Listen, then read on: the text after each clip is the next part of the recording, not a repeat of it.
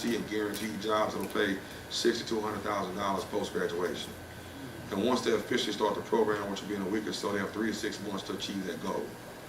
But if you don't have a high school diploma, we'll offer a high set degree, which is a GED or high school equivalent, to make sure that along the way to get that certificate or the secondary level education, they get the primary, which is the high school diploma. So when I tell you we're working, we are really working hard. And this is a part-time job, y'all. We work it full-time, but we are required to have a full-time job to feed our families. Plus we have families. So I want to make that clear, that my family will always come first, but my community is a very close second.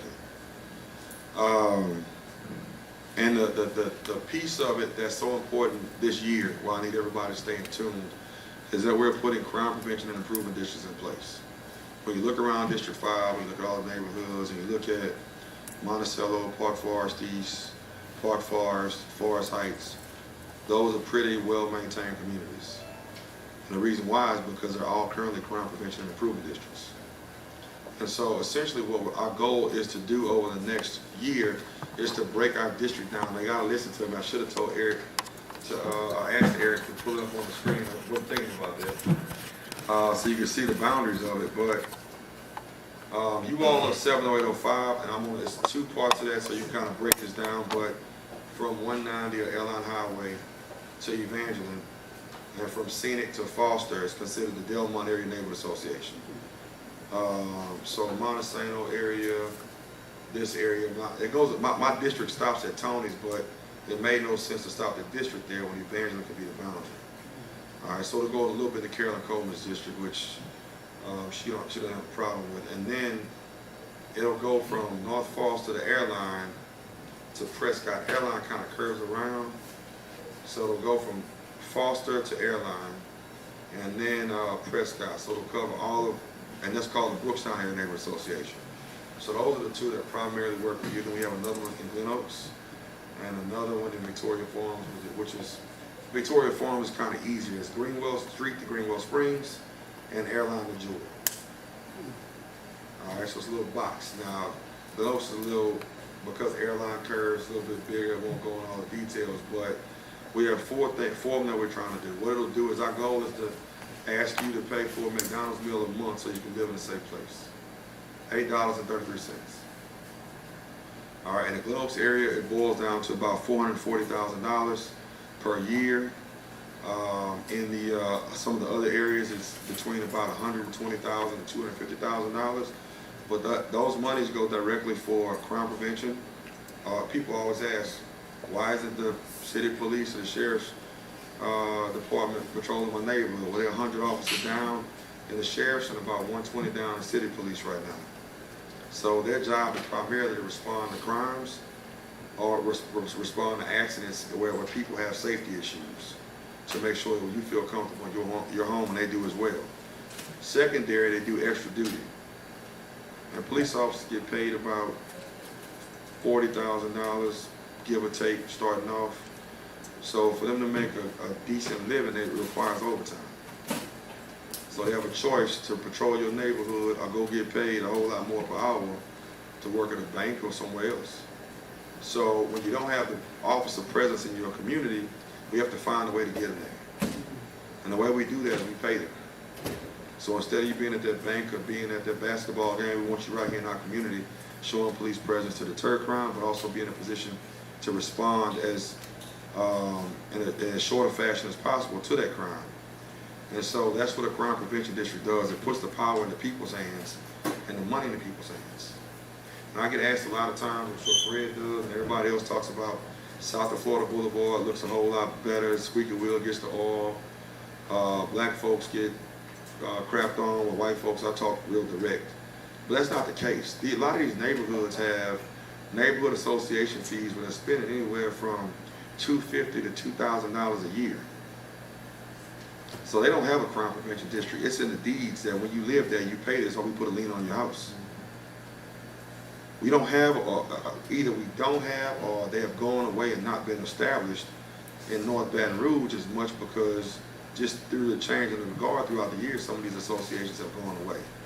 So what the crime prevention does, it acts as a similar to a neighborhood association. It puts the power in the people's hands, and ultimately what it does is it gives you money for crime prevention, beautification, and youth programming.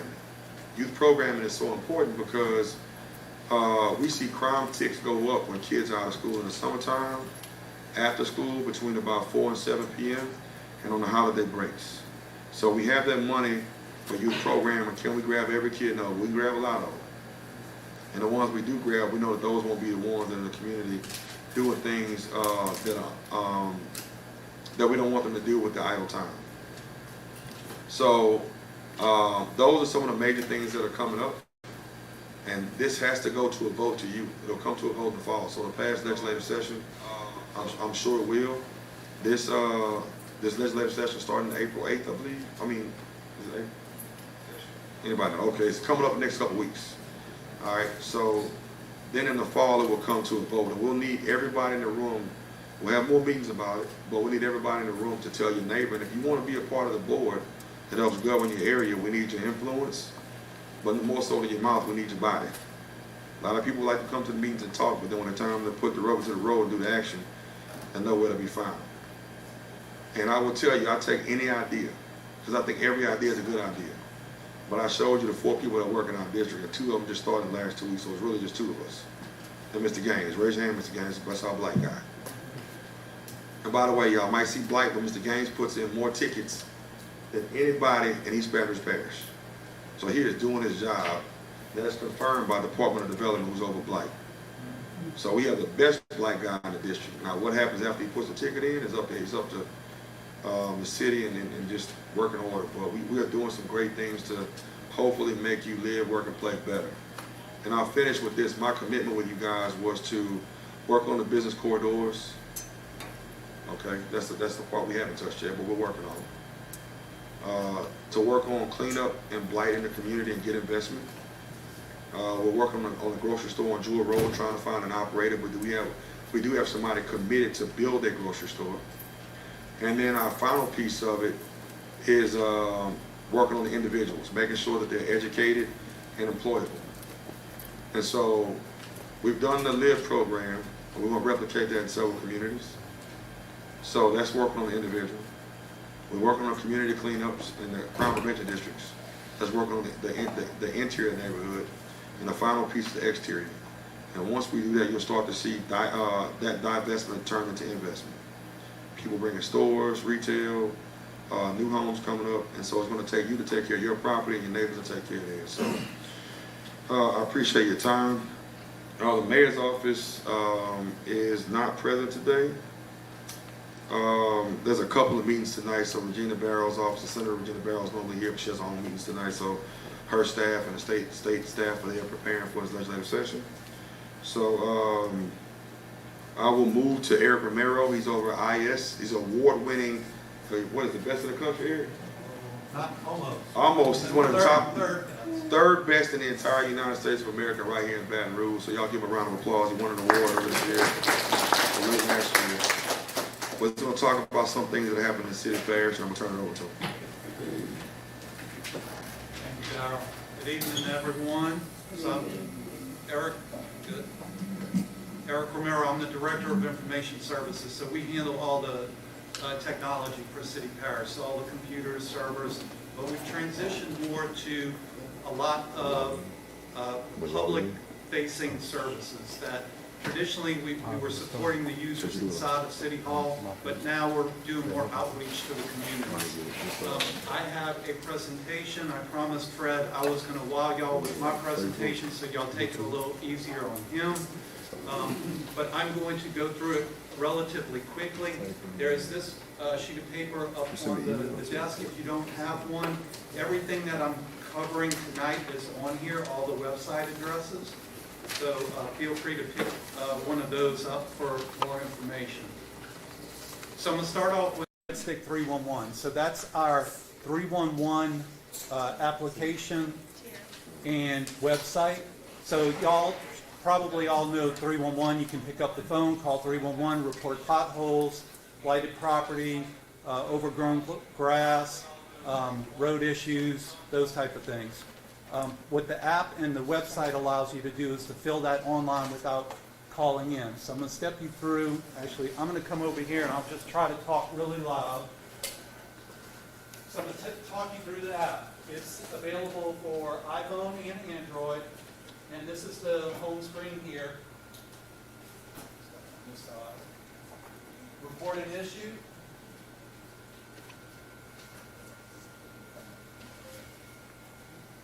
And the first thing you get are the categories that if you call 311, the operator is going to figure out what category you need to put into. So it's a blighted property. Is it drainage issue? Is it recycling issue? Sewer issue? Select that, and then each one of those is going to have subcategories. So selected blighted properties, is it a dirty swimming pool? Is it a legal sign? Is it a junk abandoned vehicle? Select that. Again, going kind of quick. The cool thing about the mobile devices is if you have your location turned on, it's going to pick up where you're at. So you don't have to type in the address. You can just hit continue. Or if you know that there is a pothole over here on this street, or if there's a piece of blighted property on the other street, you can actually type that address in and move the pinpoint accordingly. Put some comments in there. Another cool thing about the app is you can upload photos. We'll get to that in just a second. So, I don't know. So this is a bit old. You can upload videos now. Okay. So, come back, we hit the little hamburger icon up at the top. We can look at our requests that we submitted. So these are two legitimate requests and then some sample requests that I was putting in. Again, this is quite outdated slide here. So this is something that I put in. We had launched the 311 app. The day after, I'm walking to our city employees have a credit meeting downtown, so I'm walking to the credit meeting, and I'm on Spain Street near the corner of St. Charles, and there's a bunch of trash on the side of the road. So took the picture. Here's why the pictures are important. The picture's worth 1,000 words, right? So maybe I got the address wrong. Maybe 100 Spain Street's on this side and not right here. Now the crews have that picture to look at and see exactly what you're talking about, what the issue could be. So that's the 311 app. Again, I'm running through a lot right now. The next is the city parish website. So this is our digital front door. This is where you go if you want to learn anything about city parish. There is a wealth of information. Because there is so much, we have different ways you can find the information. If you know the department that you're interested in, if you know that blight is handled by Rachel's Department of Development, you can find that there. Government has all the elected officials, the offices and such. Community has some community services. Services have other type of technology services. And then there's the popular How Do I that lists out how do I, more of the common how do I questions. How do I file a building permit? How do I apply for a job? You also have this how do I, which is a search box. Search all the content on the site.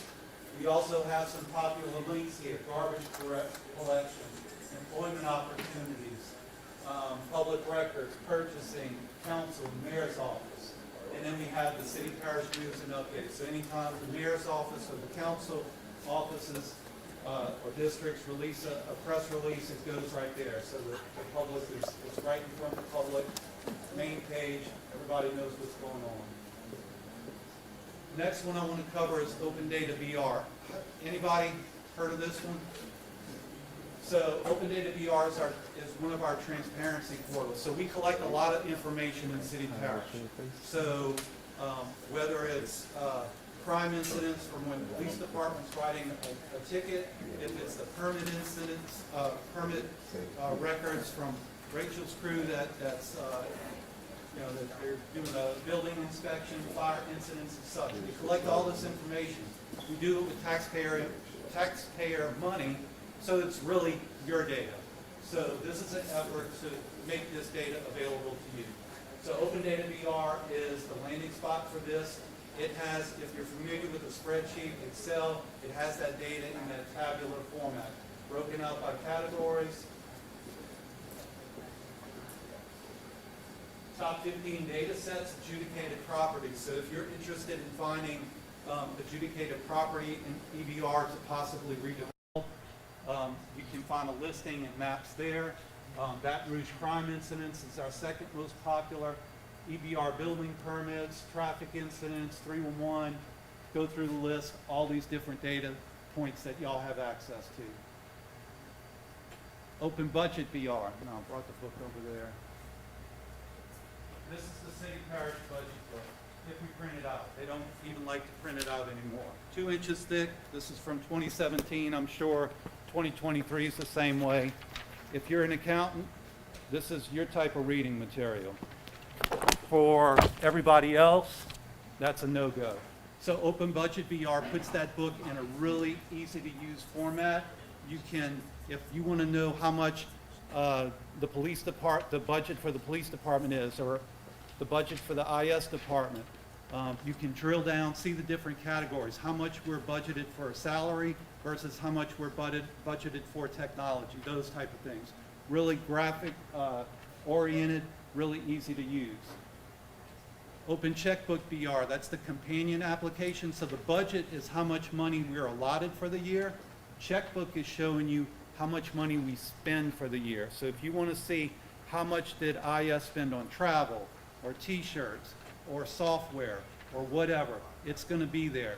You can see line, it'll graph it out. You can do pie charts, or you can see the individual transactions, basically like you're looking inside of our checkbook.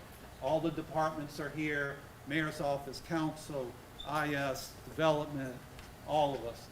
So really transparent in all the financial aspects of city parish. Open Neighborhood BR, this is taking a lot of the data sets in Open Data BR and putting it into a very easy to use mapping interface. So now I'm just interested in what's going on around my area, right? So I can put my address in, I can set a radius, and now I can see all the pins that are near my area. I have it filtered right now for 311 calls. I can filter date ranges if I want. And if you click on one of the pins, it tells you what the pin is representing. So this is a 311 request as the yellow little icons. Pick up unwanted recycling cart. It was closed. Here's the address and what department responded to it. I'll switch back. So right here you see these little blue dots. These are the crime incidents. So if you want to see, we also have building permits on there. So building permits 311 and crime incidents are the more popular ones. So if I want to see, hey, there's some new construction going down the street, what are they doing? Are they putting in a swimming pool, a fence, adding on to a building? You can come here and take a look at what's going on. If you want to see what crime's been happening in my area or another area of town, you can do that as well. You can also create alerts. So you create that radius, hit create alert up here, give it a name, and it'll actually email you every day around noon. You'll get an email of any incidents in that circle from the previous day. So now you don't have to go to the website. It's sent to your email. GIS portal. So these are all of our maps. Councilman was talking about we should have thrown up the District 5 map. That would have been a good one to tie into, but we have drainage maps, election results, land development, just about any type of map for EBR or the city of Baton Rouge you can think of, it's out there. Lookup tools. If you're interested, not so much seeing it on the map, but you just want to know, hey, what council district am I in? Or what school zone am I in? What's my voting precinct? All sorts of things like that. These are the tools that you would use, lookup tools. The property lookup has about 40 to 50 different data elements to it, so it's going to tell you everything you want to know about your piece of property.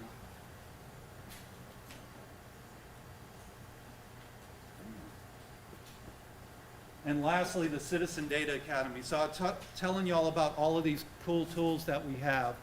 It's not enough for us to just make these tools available. We want to make sure you understand how to use them.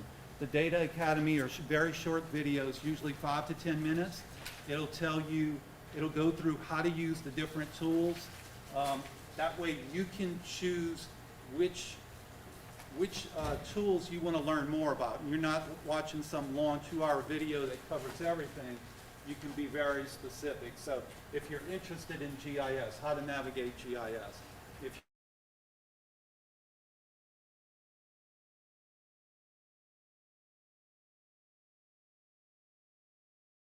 So cybersecurity. We're doing so much with technology now, right? We're putting devices in kids' hands at an ever younger age. We need to make sure that we're securing all of these devices and the data. So we have, at City Parish, we have taken a community approach to cybersecurity. It's not good enough that we're doing our best at City Parish to make sure that City Hall is secure. We want to make sure that the public is secure. We want to make sure that the hospitals are secure. We want to make sure small business is secure. I can't tell you how to secure your home network. I can't tell you how to secure a work network or the hospital's network. I just want to make sure that you're aware that you need to be looking at this. These are all the things that we have connected now. Home monitoring systems, smart TVs, smart appliances. Why do we have to have our toaster hooked up to the Wi-Fi? I don't know, but some people do. The number one threat right now are phishing attempts. So phishing is they're going to try to send you something, whether it's a text, an email, sometimes a call now, and they're trying to get information from you. Maybe they want to send you to another website where you put your username and password in. You think you're resetting your account. Well, now they have your password so they can log into your account. Maybe they have an attachment, you click it, now you have a virus on your computer. This is an example of a phishing email address. We're all super busy. Kids, work, family life. We have to just take time and really look at the details behind these emails and text messages that we get right now. Looks like Amazon has an Amazon logo. Up here, if you look at the email address, it's M-A-Z-O-N, not A-M-A-Z-O-N. That's a key indicator. It's generic. Amazon knows who you are. They're going to send an email to Dear Eric or something like that if they even do that. The link, if you put your mouse over the link and just hover over it, down at the bottom, it'll show you what the link actually is. So if I hover over this link, it actually redirects to this crazy Russian website. So you think you're clicking on Amazon, but you're going somewhere else. So spot the difference. Maybank2u.com, Maybank2u.com, Citibank.com, Citibank.com. They're different because the A's right here are just a little bit different. The second one is a hacker email, hacker URL. They use a different font for the A to trick you into thinking that, hey, this looks like Citibank, but it's not. It takes you somewhere else. Just need to be aware, just need to be careful. This is one that I received actually on my phone a couple weeks ago. My Amazon account has been suspended. I'm still ordering Amazon stuff from Amazon as of a couple days ago. Not suspended. Just need to be wary of it. Usually they're not going to contact you in such a generic format. So last one, we have all these devices, right? Smart TVs, smart toasters, our Wi-Fi. We need to change the default username and password. This is usually a default username and password. Anybody knows what this is? That's the old style door locks, right? And they're using a Cheeto to keep the door closed. If you don't change the default username and password, you're using a Cheeto to secure your network. Don't use a Cheeto to secure your network. So we just want to put a decent password in, change it up from time to time, make those devices secure. I'll send Tiara the presentation if she wants to get it out to anybody, but we are active on social media. The mayor's office, as well as the city and council, post things on social media. We have a Tech Tuesday campaign where every Tuesday we're putting out some new feature that either we have launched or maybe we've launched in the past and we just want to remind everybody. YouTube, where all of our videos, those Citizen Data Academy videos are out there. IS outreach at brla.gov. If anybody's interested in learning more, let us know. We are available to come out to speak to homeowners association meetings, church groups, any type of group. If you're interested in the whole gamut, we can do that. If you're interested in a little bit of a deep dive on a specific topic, we can do that as well. And that is my presentation. I hope y'all are super excited so y'all don't wear Fred out too much. Anybody have any questions? Right. Thank y'all, everyone.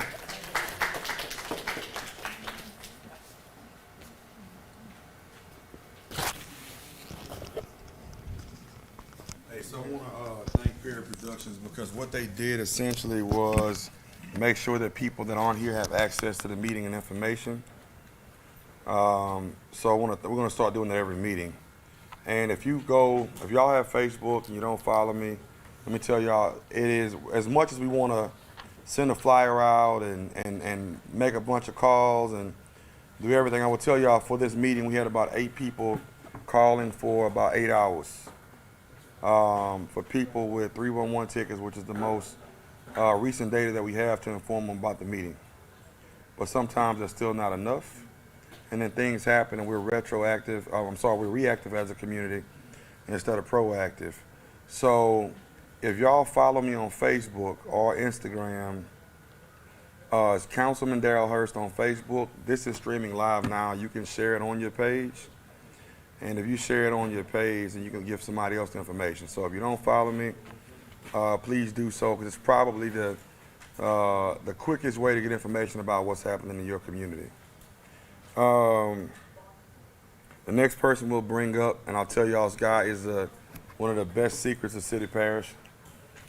I told him the other day, I said, look, if I don't know what to do, the answer is to call Fred Rayford, and I find out what department it belongs to and who to go to. But when we had a slight change in City Parish, Mr. Rayford was given the opportunity to be the interim director and ACAO for Department of Public Works and potentially even get it full time. But he's realized that it's probably closer to leaving than he is to staying. Because how long have you been with the city, Fred? 35. 35 years. And he has a wife that wants him at home sometimes.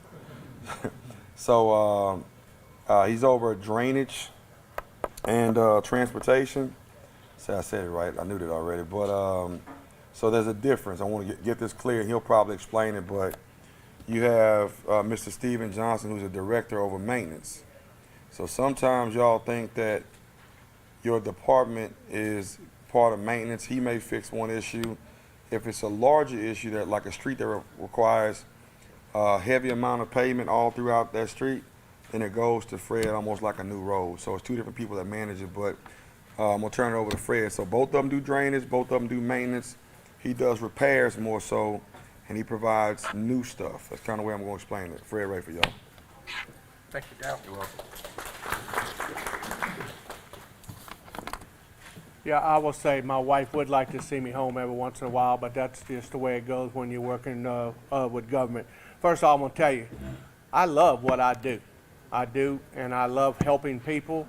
You know, you can't always get everything to work where it want to work, but it won't be due to the lack of effort trying to accomplish that. You know, in my department of transportation and drainage, we have about a $27 million budget. I don't have the staffing that I normally would like to have. I'm responsible for traffic engineering section, which handles all your street signs, stop signs, all your correctional signs.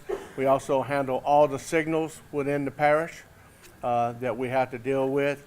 They also handle the striping of our new roadways, roadways that get done. So there's a lot of issues that we have to deal with just in traffic engineering. Also oversee the bridge construction, the new construction of bridges. We have over 250. I'm happy to say that we were able to encompass some federal dollars to replace about 60 of them that are in need of repair. that will get upgraded and replaced totally, which is it's exciting to me. We also work with Stephen Johnson and his group when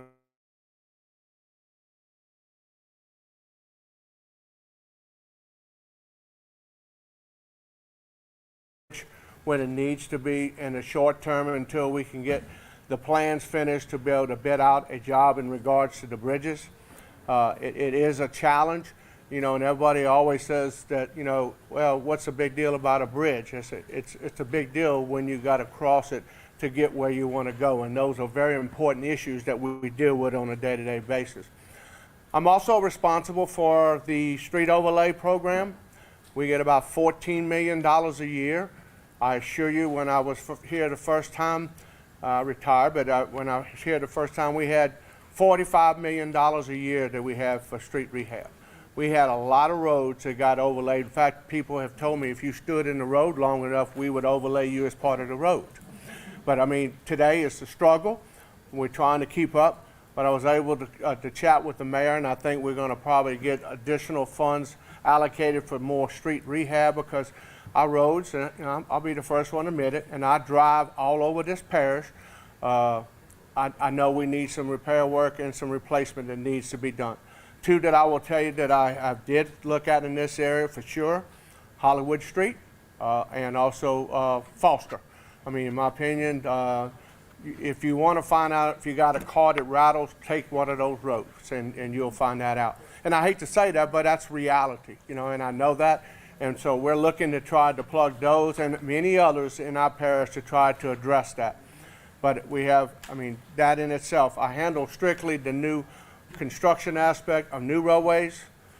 We deal with those aspects of, we're part of the MOVE BR program. I oversee $1 billion worth of infrastructure for East Baton Rouge Parish that under the MOVE BR program that you, the voters, voted for. Now, whether you did or not, but thank you anyway. I appreciate that, because our infrastructure does need to be upgraded, and I think we're taking the steps to address that.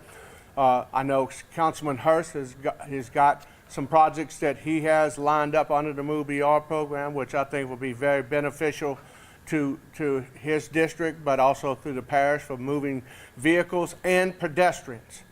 It is very important to us to move pedestrians, bikes, and people around in our community.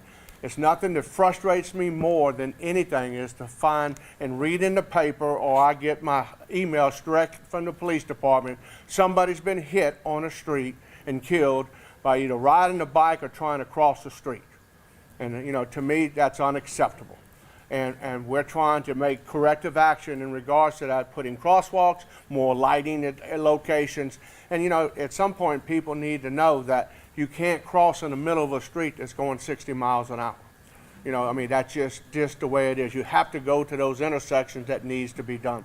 I would just say that that's the thing that disappoints me the most, because it is sad that when East Baton Rouge Parish is the highest ranking parish in the state of Louisiana for fatalities for walkers and bicyclists. That's not a real good average at all. But I mean, we're working toward to address that. I'm excited about some of the new infrastructure projects. I will just mention one to you that I'm more excited about, is the bus rapid transit. That's a program that's going to expedite people who don't have the luxury of having a car, that need to be able to get to and from locations along Plank Road. And to me, that is going to be needed throughout this community. I just had a meeting today with Federal Transit Authority, and looks like we may be able to advertise the project in the next couple of months. And what we'll be doing is looking, the entire project will start in the LSU area, down about Skip Burtman, come up Nicholson, go to Florida Boulevard, take Florida Boulevard all the way to 22nd Street, go up 22nd, go up to Plank Road, take Plank Road all the way to Airline Highway, and take Airline Highway to the new transit center that they're building over there by the emergency center off of Airline. That is a big deal. It's bus rapid transit. It's going to be more technical standpoint from getting past signals, be able to have more reasonable time frame for people to get to and from these locations. You're going to have over 35 new bus bus stations that you'll be able to take and get on and off at. There'll all be ADA requirements that need to be addressed, lighting, and I think it's going to provide the opportunity for the people along Plank Road and along 22nd to be able to walk to the walk on the Plank Road, because we're also going to be upgrading sidewalks, and we're doing a lot of work of that right now on various streets that are going to tie into Plank Road and also Nicholson, that provide that connectivity for people to be able to get from their house, get on the sidewalk, get on to the sidewalk on the major roadway, and get on at the bus stop. That is critical. The Mayor Broome was very instrumental in getting $20 million from the federal government to help offset the cost of that. Overall, the total cost estimate right now is around about $60 million to do what needs to be done, and that includes the new battery-type buses that they'll be operating on this line, and I think it will be a big, big plus for the community, particularly for people who need to get to and from locations but just don't have the ways and means to do so. This will provide that opportunity. I also will tell you that sidewalks is a critical infrastructure that we also believe in. You can't have people walking in streets. You don't want to have people walking in ditches, jumping inside the ditch, or walking on the back of these some of these ditch banks that we're dealing with.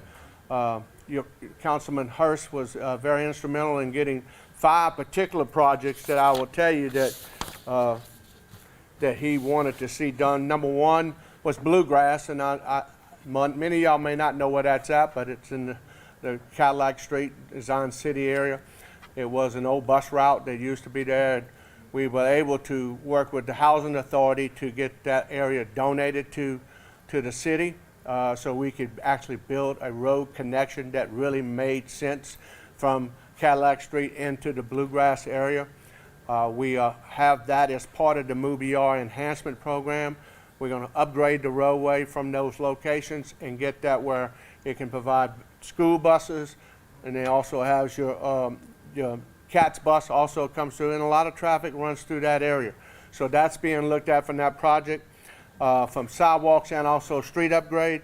We also are looking at 2 projects along Hollywood. One's on Robinson Street and the other one's on Lancaster that we're looking at. And one that I'm kind of excited about is the connection of Greenville Street that goes from Silverleaf all the way up to Dixon. You have sidewalks on both sides, but no connectivity, no place for people to cross. All those components are going to be added into the program that we believe will be a very big plus for the community. Drainage.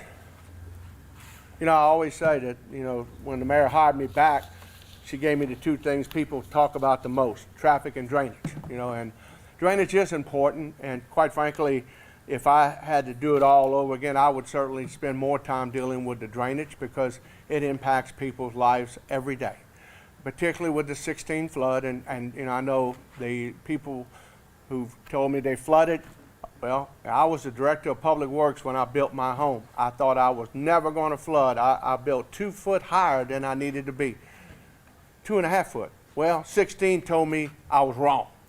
We got a lot of water in people's homes. And and the number 1 thing the mayor wanted to do was to look at trying to get a stormwater master plan, to look at what we're doing in our parish and how we can modify and correct things that we're doing today. And we finished that up after 4 years, but it's a very, very detailed evaluation of our drainage system, which we found that Steve and I know that we have a lot of deficiencies in our system. And not all of them is about, we didn't clean it. It's just the size pipe today is not sufficient compared to what it was 25, 30 years ago. It's a big difference. Some of them are so small, and to what we have today, sometimes they have 15-inch pipe in roadside ditch. Well, we don't even allow 15-inch pipe in our roadsides anymore. It's got to be at least 18 or bigger. So the pipe size does make a difference, but I certainly will tell you maintenance is an issue that we're dealing with. That's why we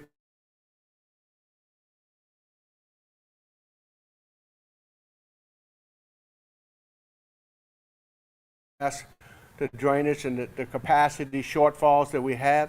We received about $56 million under the American Rescue Act funds Certainly, what that did was allow us to fix cave-ins, number one. People, I'm tired of looking at nets. I'm tired of looking at barricades out in your front yards, and people out here are, some of them is as old as 3 to 4 years old. They've been out there that long. You know, we've had to replace the barricades twice probably. You know, that's unacceptable. We're trying to make those, just address those issues on the front end. I will tell you from a maintenance standpoint, I know Steve and his group, while we have funds doing it, we have contractors doing that work for us. His group is also, and he'll talk a little bit about that, working very hard to try to catch up with the ones that were a backlog, get those done to the point, but also address some of the ones that are happening every day to try to expedite the process. Two things that does. It solves a safety issue for people out front, but more importantly, every time we have a cave-in, every time there's a barricade, there's going to be some deficiency within the drainage system itself. So those are the things that we are concentrating on. It takes a group, it takes a team, in my opinion, to be able to address the systems we have and the shortfalls. We do have a plan that shows where we need to be 20 years from now. I mean, I couldn't have told you that 20 years ago, but I can tell you what we need to do, or some of the things to how we can reduce the flood risk for people in our parish. We're also addressing a lot of our major outfalls. That was to drain some of our channels to get water out of subdivisions, what I use off the street, into the drainage system, into the outfall pipes, into the major drainage channels that drain all our water either to Amid River, parts of the northwest part of the parish drain to the Mississippi, and the other part, all of it pretty much drains to the Amid or down south, ultimately goes to the Amid River. It's a lot of area. We have 11 watersheds that we deal with, and everybody has issues, and we try to address those as quickly as possible. I feel like at this point we are making progress on trying to address the drainage issues in our parish. We're working very closely to seek federal dollars. We picked up 2, I think, just the other day. We put a request in. We're probably going to get about $28 million for 3 projects that we want to do. That's without having to ask anybody. I'm going to get you, I promise you. Without asking anybody to pay any additional funds, we're trying to secure as many federal dollars as possible to address the drainage concerns we have at this parish. It's not going to happen overnight. I know that, but I know this at this point, from where we see it and seeing the progress being made, we are making some positive headway in addressing some of the problems that we experience every day when it rains. And I will just tell you too, because I always get phone calls all the time. I mean, all the time. And all it has to do is cloud up. It don't have to start raining yet. And the next thing I get a call that says, the street's going to have water in it. Well, the street's supposed to have water in it. And it's supposed to drain, because that drainage system, the streets are part of the drainage system that functions within that area. I know if it's not draining off, then we have a problem. But if it holds on there and it drains out of there, it's doing exactly what it's supposed to do. But I know it's frustrating when people say, I can't get out to my car, or I want to go visit with somebody, and you can't do it. I need to go to the store. Well, you may have to be inconvenienced a little bit, but in all honesty, some of the rainfall events that we're getting today, they exceed our design standards for our subdivisions tenfold. I mean, we're looking at a 10-year storm event. That's where our subdivisions have been built. And right now we're getting 50 to 100-year storm events happening pretty regular. You know, and those things do have a big impact on our system. And we work every day to look at making sure through maintenance or through contract outing people to be able to try to open up our system as much as possible. So with that, I think the other thing I will mention is traffic signals. We have 440 of them in this parish, and the city of Baton Rouge is now responsible for them. A lot of them were under DOTD's control, which was the state, but now they've been transferred to us. That in itself, we're excited about that. I believe realistically, we're going to have a system that will function like it's supposed to. And the reason for that is called the one word, fiber. You know, connecting intersections with other intersections on a corridor, like Plank Road. We want to be able to get that road project underway when we start the construction, you're gonna see a lot of changes on this roadway. And I don't want you to be mad because it may be a little inconvenience, but we're gonna tear out the road, we're gonna build a road like we need to, we're gonna put new signals up, we're gonna put new street lighting out there, you're gonna meet every ADA requirement, bus stops, or plenty of lighting that we believe that needs to be done for people who have to ride the bus, they could feel like they feel safe walking to the bus stop. Those are gonna be components that you will see. Also, we're gonna put crosswalks at our major locations because we want people to get from one side of the road to the other without worrying about getting run over. So those are gonna be part of those components. But our signal program is moving in a positive direction. And we have probably about 15 corridors that I'm really concentrating on right now because of the proposed work that's going to take on I-10 when they start narrowing down the lanes. And that probably won't happen in 2025. But I promise you, people are going to be using our roadways, the local roadways. They're not going to use that interstate when the construction takes place. So the next place is our roadway, which is why we're trying to get our signals lined up, synced, where we can move cars on our local roadway like we should do. Are we going to still have problems on our roadways? Absolutely, because some of these roadways will end up having capacity problems just like we have today on some of our existing roadways. But I think we're at least moving in that direction, that once the construction's over, our goal would be to have some consistent commute time. I want to know when I leave my house and I have a certain place I got to go to go to work, I want to know that if I have 12 signals, I can have an idea that's going to take 20 minutes to get through there to go where I need to be. And then the next day will be 20 to 22 minutes, not 20 minutes, and the next day it's, hour and a half. Now, if you have accidents, that's another issue, but as Eric has talked about, technology is changing dramatically. We're also going to be set up where you'll better have a connectivity to find out when we have a change or an accident at a location. It will notify you by phone, and then you will and we will also provide you a detour route to get where you're going. So it's a lot of changes going to take place. I think it's all positive, and from here I'll just try to answer some of the questions that y'all have. Yes, ma'am. Yes, sir. In reference to the drainage issue, Yes, ma'am. is it possible in the future that we can have huge dams built like the states up north, and then have that water, that overflow of water transported to the states that have drought issues like Arizona and California? Let me just say this. I'm on the Emmett River Basin Commission board too, and we have meetings about some of this today. And now it's about 7 parishes that we're involved with, but part of the issues that we're looking at is not trying to upside pipe and push it everywhere else fast as we can. We're looking at a lot of retention, storage capacity within the areas that we have to, and let it drain off naturally like it was supposed to be. But when it's not full of water, then it can be used for a recreation area. There's a lot of projects that we have over, in fact, there was 175 projects that we have on the capital improvements program. There's recommendations for the stormwater master plan. Many of those are to store water, have more areas to retain it, instead of just upsizing pipe and let's shoot it down to the next place where it can't handle it either. So, that's what you're going to see. We're also looking at, from the region standpoint, I'm all about trying to store water and try to let it drain naturally through the process. We were fortunate to pick up about $95 million of hazard mitigation funds. It's not great news, except the fact that the reason we got the money is because we got flooded in 16. But at least we have some funds, and we have some projects that we're looking at to try to reduce that flood risk. And out of the 7 projects, there's only 1 that has some pipe upsize that needs to be done because it's a restriction upstream, but it does not create a problem downstream.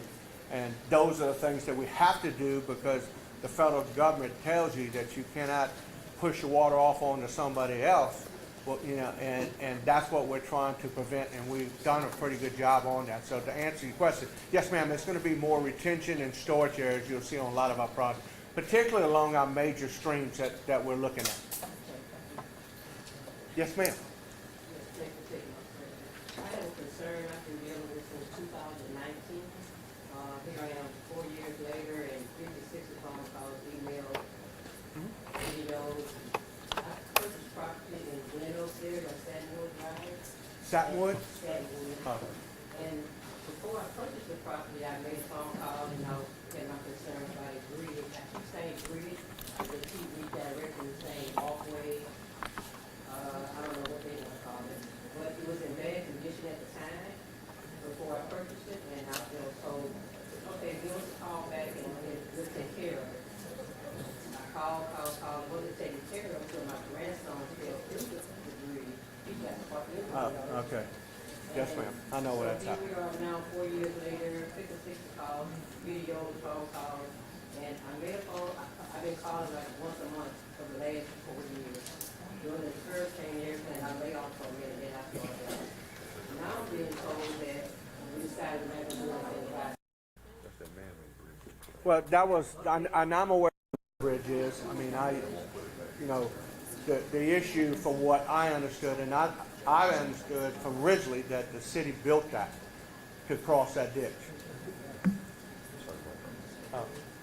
So, I mean, I do know that when you have a wood bridge, that don't last forever either, and then it probably needs to be replaced. I also asked about actually installing pipe in the area right there. Could it only take a couple of joints of pipe and then pipe it in and then put a sidewalk on top of it? That to me lasts much longer than a wooden bridge, and to keep it at this point.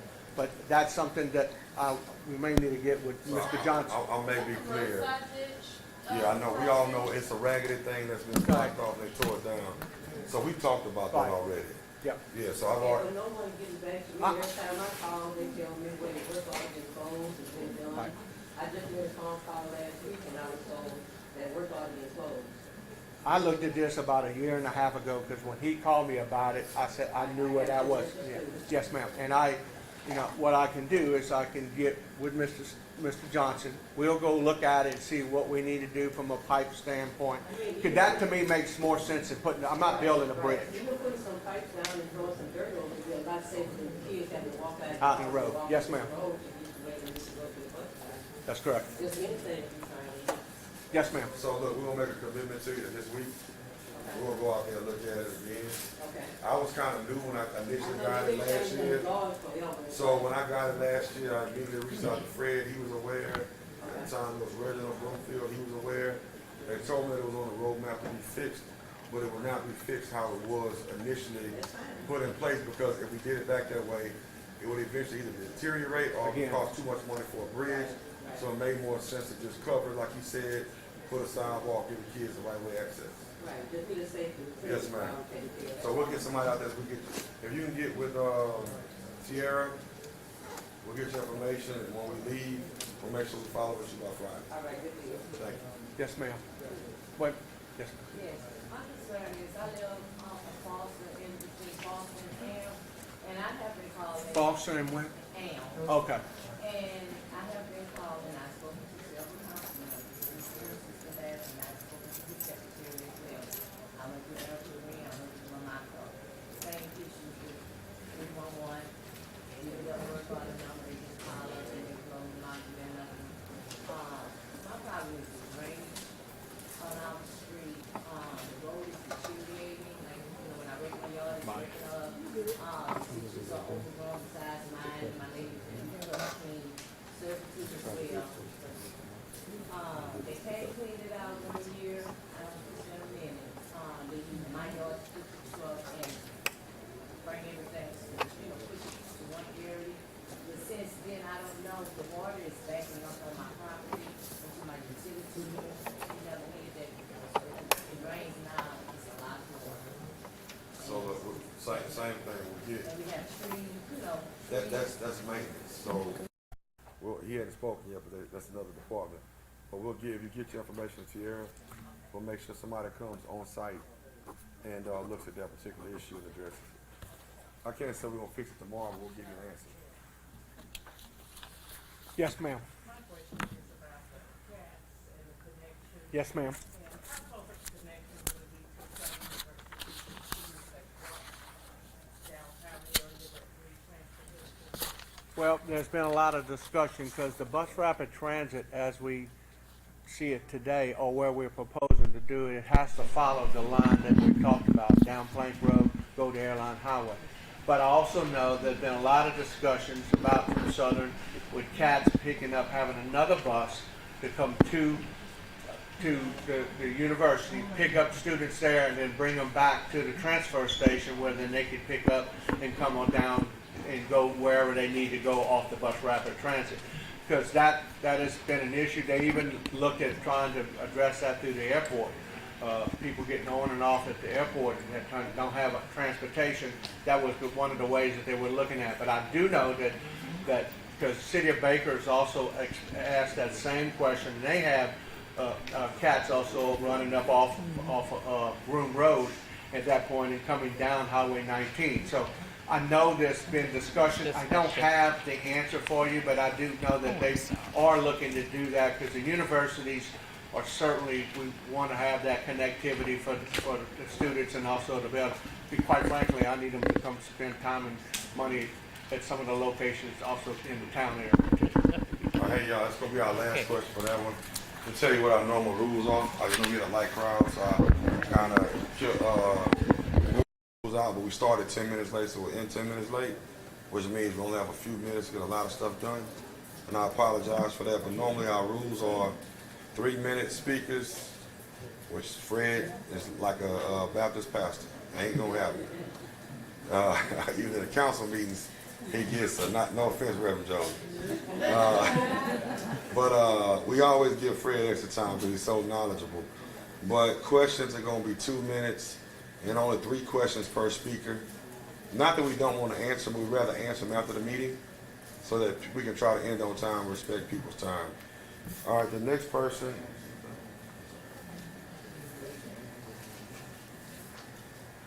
First of all, I want to thank Eric Romero, who's, I think he's gone now, or somewhere, I know he's back there, taking his time out. Fred Rayford, I'm going to tell you, there's a lot of meetings going on today. They could be in a whole lot of places, but they're here with you. They probably had 10 other meetings before they got here. So it means a lot.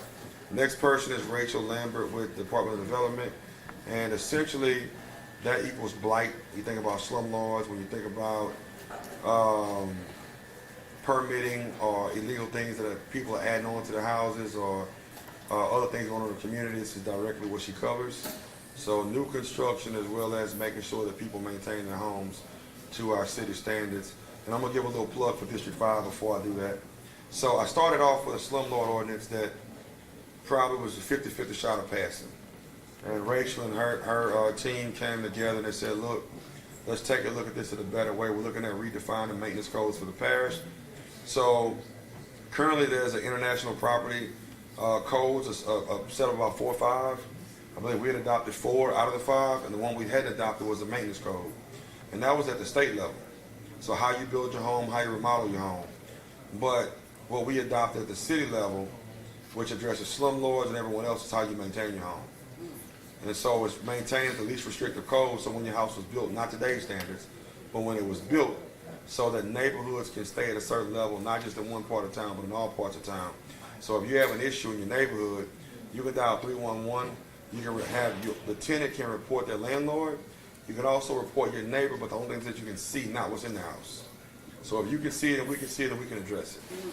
So to keep neighborhoods up to standards and making sure we take our communities back. Y'all, Rachel Lambert. Good evening, everyone. Like Darryl said, we in the Department of Development do code enforcement from conception all the way to the end. So we're enforcing all the codes and building regulations, property maintenance, everything from start to finish.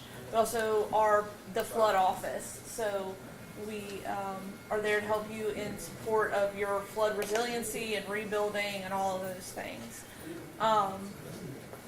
We've undertaken quite a few new approaches since I became director about 1.5 years ago. We have embarked last year on a blight survey or audit of blight in the entire parish. That's our attempt to be more proactive instead of reactive to blight. Whereas you all know calling 311 is the best way to get some service from all of our DPW folks up here. But blight is such a big, issue that it is, especially in District 5 and some of the surrounding districts, that we wanted to take a more proactive and holistic approach. Because if you think of blight, it's a life cycle. You start from raw land on one side, here in the middle is happy and healthy and properly maintained property, and then you can fall off that scale over to the other side, and that's where something might be on the condemnation list, right? We want to tear that down and we'll basically restore it back to zero. Well, the earlier we can catch property in that blight cycle, the less expensive and the more, money we're able to like spread across, neighborhoods and revitalize and really just, bring those neighborhoods back to life. So that's part of the goal with our blight survey, is catching those properties before they become, condemnations, right? The property maintenance, International Property Maintenance Code that Darryl just spoke about, is one of those tools that we're using to try to bring properties back into that healthy and happy and properly maintained status, instead of waiting until they get all the way to condemnation and need to be torn down because they're a health and safety and welfare risk for the public themselves. It's also, we want to be able to hold people accountable for their actions on their property, because the actions on one property affect, at a minimum 5 others around them, right? They have neighbors, and that's bringing down their property value. So we want to hold people accountable for their actions, and trying to hold everyone accountable, equally is part of the goal too with the blight survey, and trying to tackle some of the worst places, make strategic plans with our neighborhoods and our community leaders and our council members to try to revitalize neighborhoods strategically and in mass, instead of taking a more Swiss cheese approach that kind of follows with a reactive type of process management.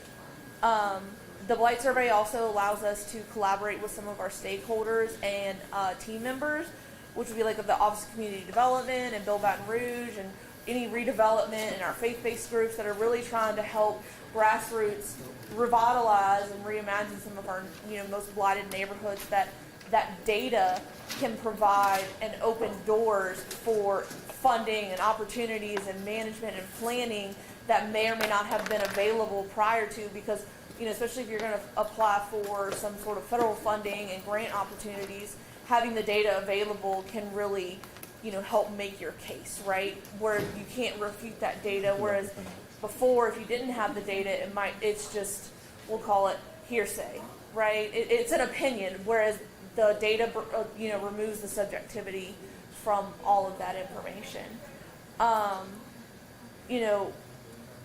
One of the biggest things or the biggest processes that we manage in blight office or neighborhood revitalization, as it's also known as our blight court process, right? You all report something to 311 and we take it through the blight court. And I know sometimes it seems like that process can be very drawn out and long, and it takes a while before you see action. Well, I want to tell you that there are so many steps that are regulated by state law for us that we actually have to do by mailing certain things out, making certain inspections, and there are waiting periods between those times that we have to actually do by state law, or we don't actually get to go clean that up and file that lien, right? Because that's the end goal, is cleaning up the abatement. Well, honestly, the goal is that having those property owners clean up their own violations, right? So that we're not expending public dollars on private property. But the way that we're able to expend public dollars on private property is by filing a lien. And that's the accountability piece of what we're doing, and the cleanup and the abatement of the violations, right? That's the stick that we have. And so making sure that we followed all the steps properly and procedurally so that we can file that lien legally is our, our main focus and our goal, on top of trying to clean everything up. We were so graciously given $4.5 million in ARPA funds to help clean up and abate some of these violations and really help clean up some of our backlog that we've got. It's also helping us moving forward to spend and more timely abate a lot of our violations and issues, because we have a lot more depth when it comes to contracts and contractors that we've been able to engage and employ to help do some of these abatements. We've spent probably about total across the parish about $1.5 million of that $4.5 million so far. So we're on a good roll. We just started issuing work orders in October of last year. So we've spent some money and we've got plenty of other projects planned. One of, like, when Eric talked about data and stuff like that, we've also been very collaborative with our own inter-department or inter-city agencies to try to bring a lot more transparency and information to you all, and we've been working really hard on that with data and bringing some things that are about to come out really soon, like our blight survey. The intent is to make that publicly available to you all, and having, you know, some of our community and neighborhood leaders be able to provide some input too on things that they think that we have missed, you know, because we have some, you know, 50,000 properties or something across this parish that I have 5 people that went out and surveyed. So, you know, and also trying to make better communication and collaboration and a simplified process and streamline for you all to understand how that works from top to bottom. So there's no guessing, right? Because some of our issues can be best served by letting you all know the correct information and what's going to happen next, right? And as Fred touched on about the drainage code stuff, we've been really ramping up in the Department of Development to implement that, right? So Fred and some of our other partners worked really hard on getting the Stormwater Master Plan together, and the Department of Development is going to be the agency to implement that. So we've been really gearing up. That's going to start on April 1st, with planning and collaboration with other departments and maintenance and everyone trying to, you know, make sure that we implement those best standards as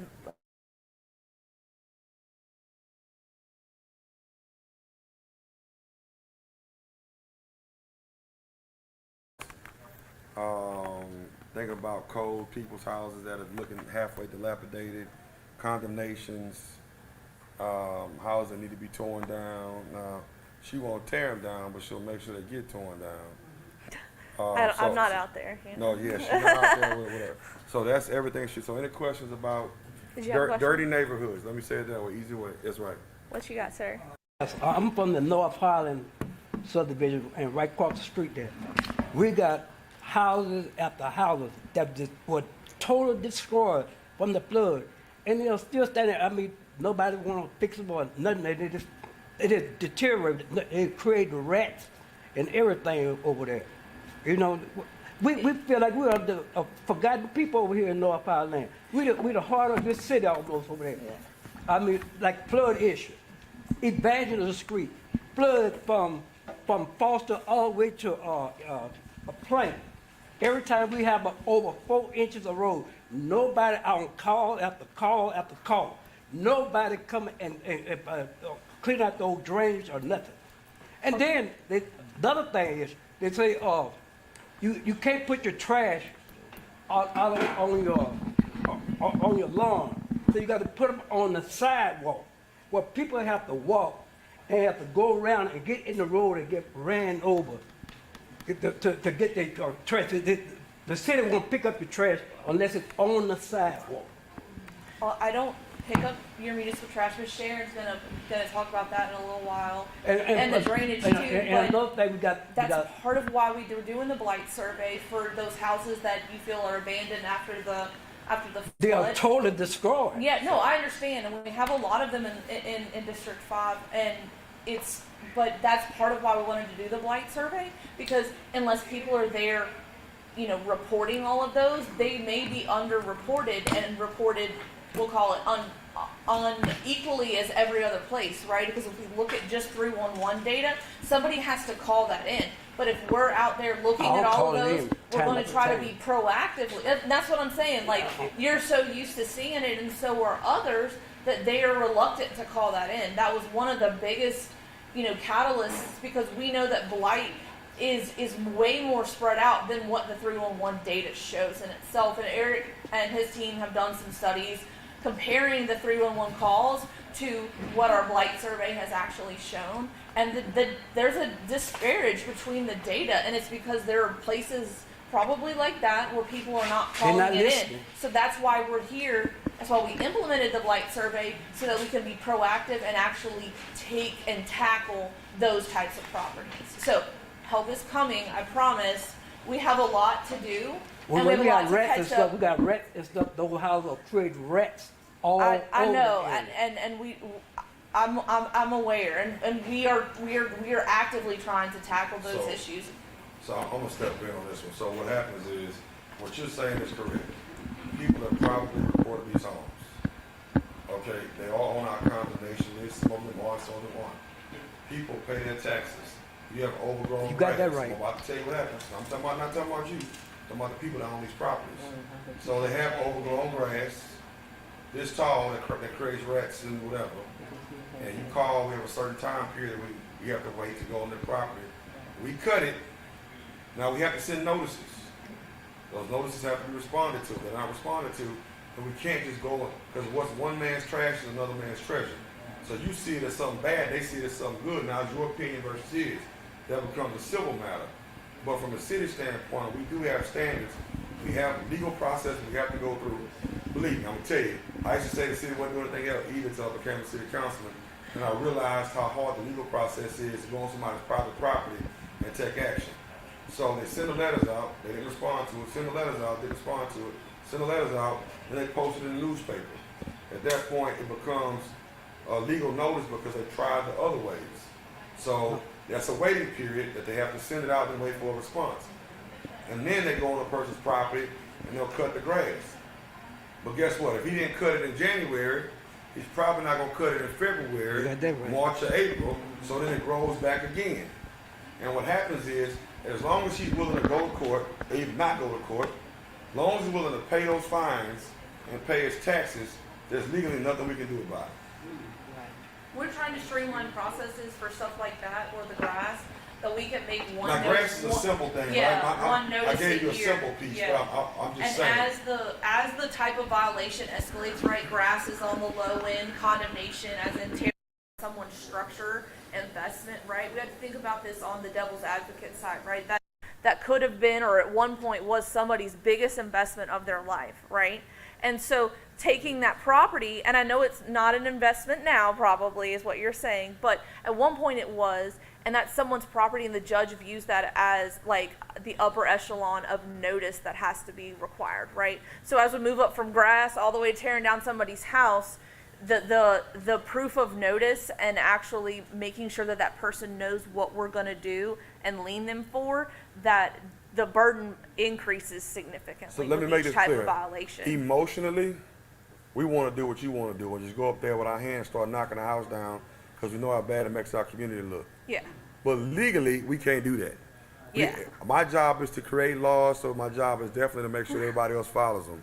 Yeah. So in that process, as much as I want to go in there and just go with a sledgehammer and start the process, we're not legally able to do it. And trust me, we're trying to find. So what I want you to do is, if you find a couple of houses that are let's say in the vicinity of your home, and you want to take a picture, submit 301 tickets, and then send them to my office. Yeah. And Tierra then- emails me like 5 times a day. Yes, so we have great communication with her about all the properties that have been out there. I've been here 1 year. I've torn down properties that have been there for 3 years and a month or 2 months and sped the process up. The Bluegrass pothole has been there for 30 years. It initially was a $1.4 million fix. Now it's about $800,000 because nobody wanted to take it. I worked with the legal department for 6 months going back and forth, and was a problem that sat out there for 30 years got fixed in 6 months.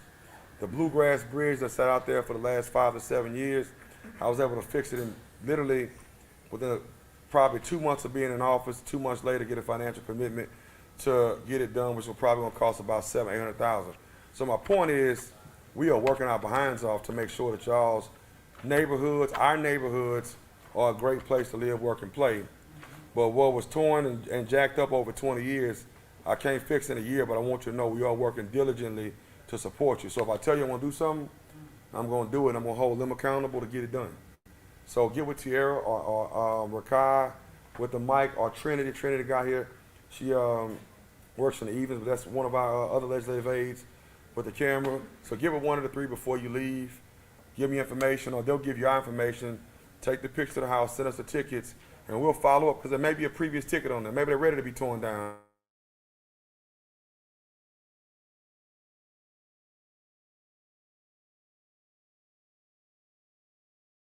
All right, speed it up. I know, look, it is time where the meeting was supposed to end. We always go a couple minutes over.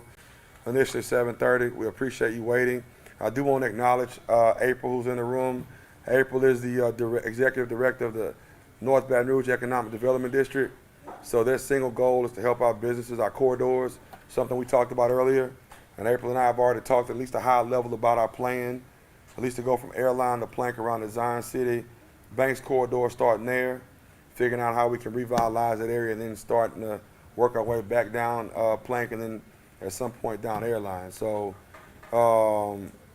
this ain't just talk. We really do the work here, a whole lot of work. Next person I'll bring up is Gillis Morin from the Department of Planning and Zoning. I'm gonna give y'all a couple examples of planning and zoning, because I told y'all this is probably one of the most important departments that will be here today. Because especially in District 5, I can't talk about other districts, but matter of fact, I'm gonna bring up all of North Baton Rouge. We complain after it's done, instead of paying attention before it's done. And so the graveyard on McClellan and Hollywood, there's some complaints about that. I get it. Hey, it might not be the prime place to do it. I do know the owners of the property. It's going to be well maintained. They spent thousands of dollars, almost $100,000 on a fence, more than they would have spent to make sure that the area stayed beautified, right? I'm not afraid of the dead. I'm more afraid of the living. But what I will tell you is when we look around North Baton Rouge, if you look at Southern Memorial Gardens on Blunt Road, before the airport bought all of that, that was a super high residential area that backed up to the largest cemetery for African Americans in the city, right? If you look on North Boulevard, I think it's called, is it Roselawn? Am I saying that right? Across from the Breck Gym? Y'all know what I'm talking about, across from the Breck Gym on North Street? All right, so I think that's Roselawn. Yeah, North Street. So that's one of the, for North Baton Rouge, it's one of the most utilized cemeteries. It's bordered behind and around with high density residential area, so subdivisions. If you look at on Greenwell Springs Road, I live in Monticello, right where that Rite Aid is right there. There's a cemetery on the corner right in front of Rite Aid, around the residential. If you look on Greenwell Springs Road, next door to Capitol Elementary, or Gus Young, next door to Capitol Middle, sorry. There's a funeral home. So my point is they're not doing anything that hasn't been done. It is a major thoroughfare. It just happens to be surrounded by subdivisions, and it's probably a little bit closer. But I guarantee you, while we don't necessarily want the dead around us, I told you I'm more worried about the living. But it won't be an eyesore, and I'll put my name behind it because I know the family. So they are associated with Miller and Daughter. And so they have had maintained the funeral home for a number of years, passed down from generation to generation. And this funeral home, this burial site, because I've spoken with them. And I said, listen, so they have plans to do community-based events.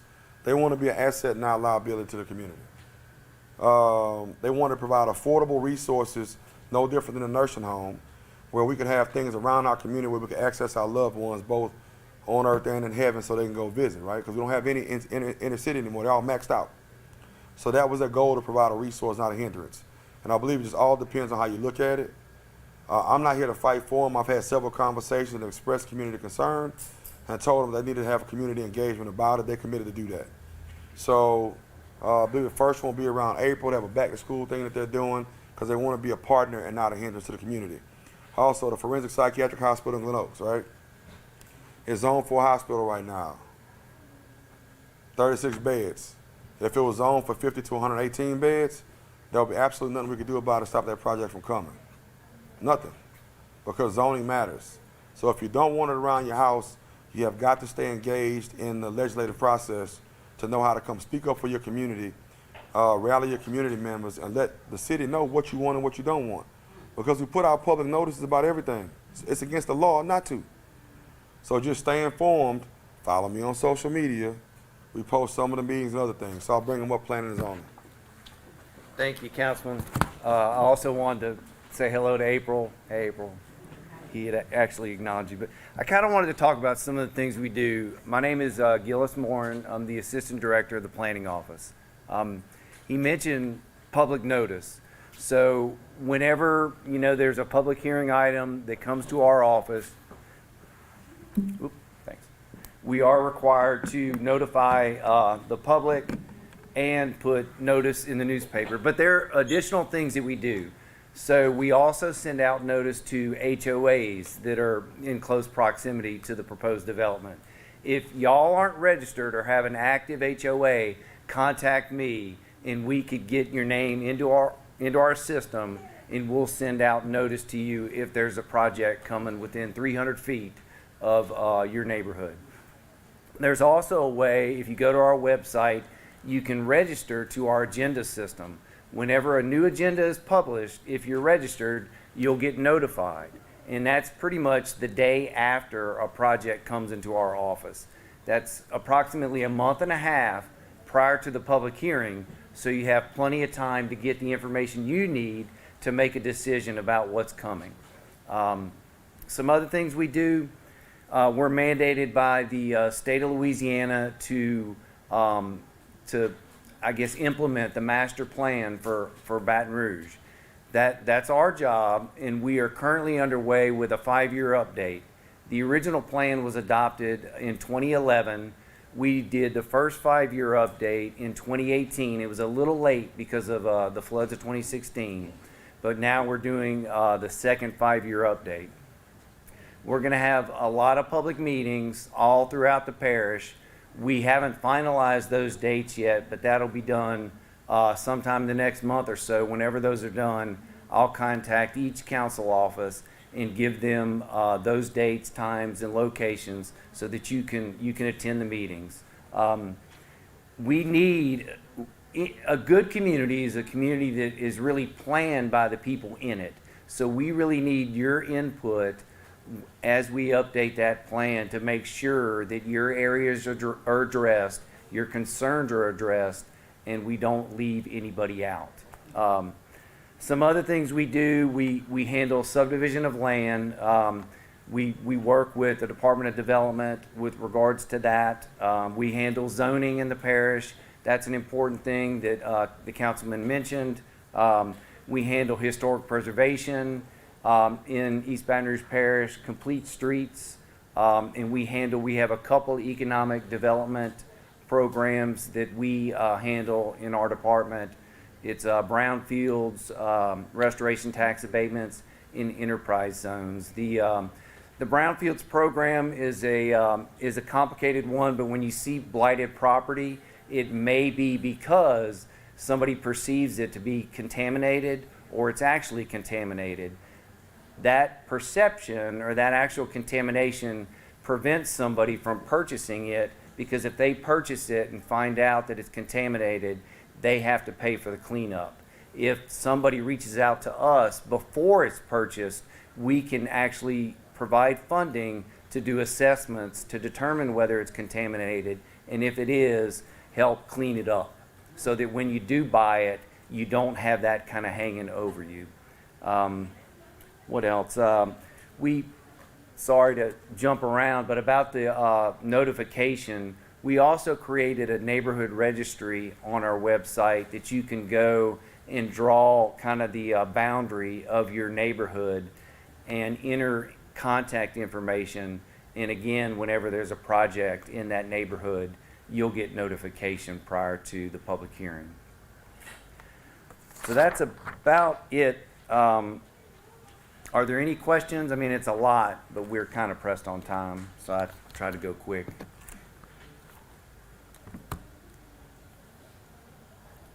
Well, thank y'all. Thank y'all for having me. You do a good presentation when they have any questions. Absolutely. All right, so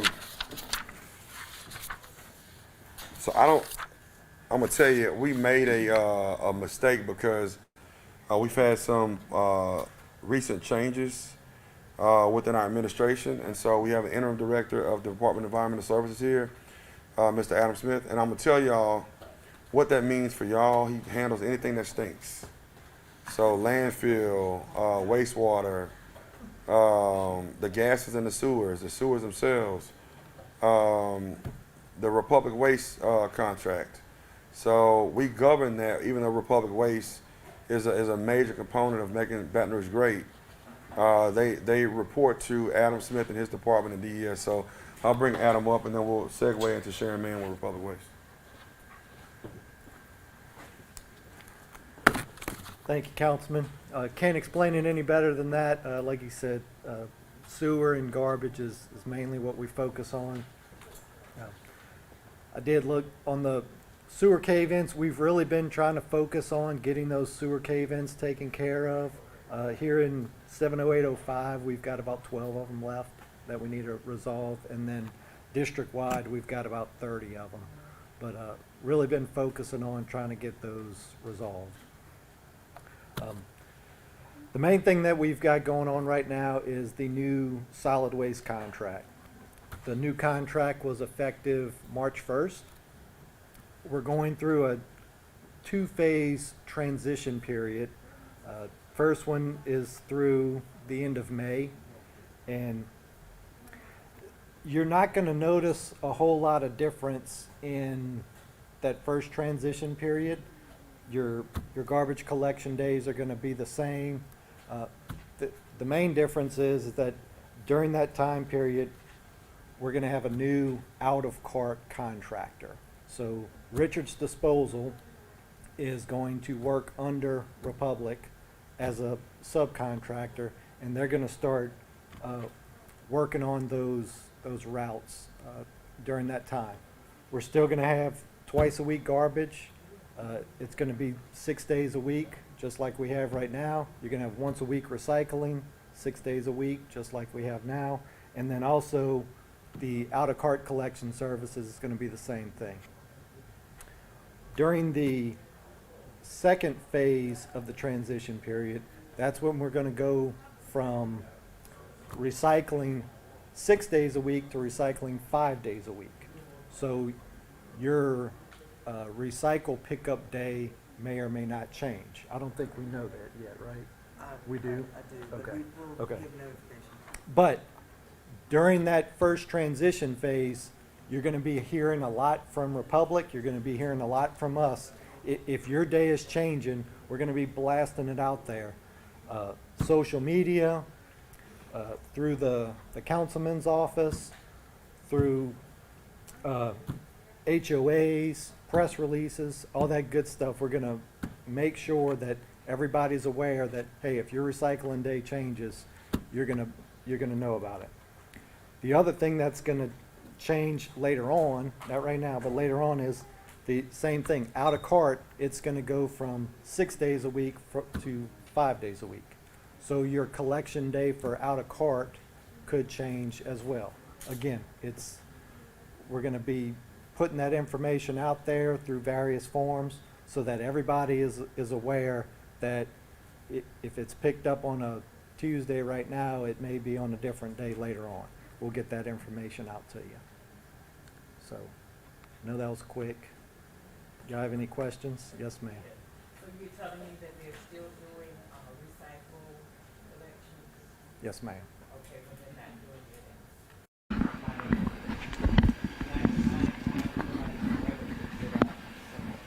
it. I just will it on back here. I will get with you after the meeting and Okay. I'll get your address and we'll look into that. Okay. You want to add anything to that? Okay. For everybody's favorite part of the meeting, let me introduce you to Republic Services Director Sharon Mann. Thank you, Councilman. Thank y'all for having us. To Adam's point, we are going to see some changes. We looked at everything we're going to be in charge of garbage and recycling. That's what Republic Services is going to be taking care of. Like he mentioned, there's going to be another contractor that's going to take care of the out-of-cart services. So on the recycling side, we've seen an uptick in recycling, which is a great thing for the environment.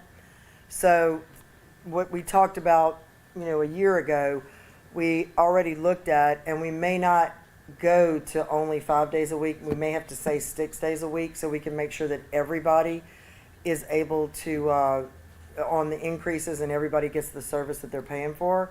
So you might not see a whole lot of day changes. We will see some day changes on the garbage side. I don't feel that your district is going to be affected, But the reason for that is you got to allow for growth in the community. And I think Fred talked about earlier, even though it's going into 2025, when the interstate goes to one lane, it's going to cause a problem for everybody in this room, and including garbage trucks when you're traveling, right? So we're talking about possibly earlier start times, not necessarily, but we've got to have a way to maneuver and get around the city. So with the new contract, we do have something that's going to be placed on the physical arm of our trucks that pick up your garbage carts. It's going to be a camera that records the entire time. So when you call, like you said, that you're not getting a recycling pickup, we're going to be able to see that live, and we're going to be able to hold our people accountable to that and to be able to show it to you as well. So it's really important to us that we, that our people are providing the service that you are paying for, not to mention, what we're paying them to do as well. So we're really excited about that, adding that to it. And if you do call 311, like Eric spoke about, and you put it in the system, we'll be able to go into the system and also put that video on that 311, and it'll alert you whenever we close it out to show you. So there's a lot of things coming up, a lot of changes, but we're going to over communicate. If there are any day changes, we're going to definitely over communicate that. And the only thing coming up is going to be recycling first.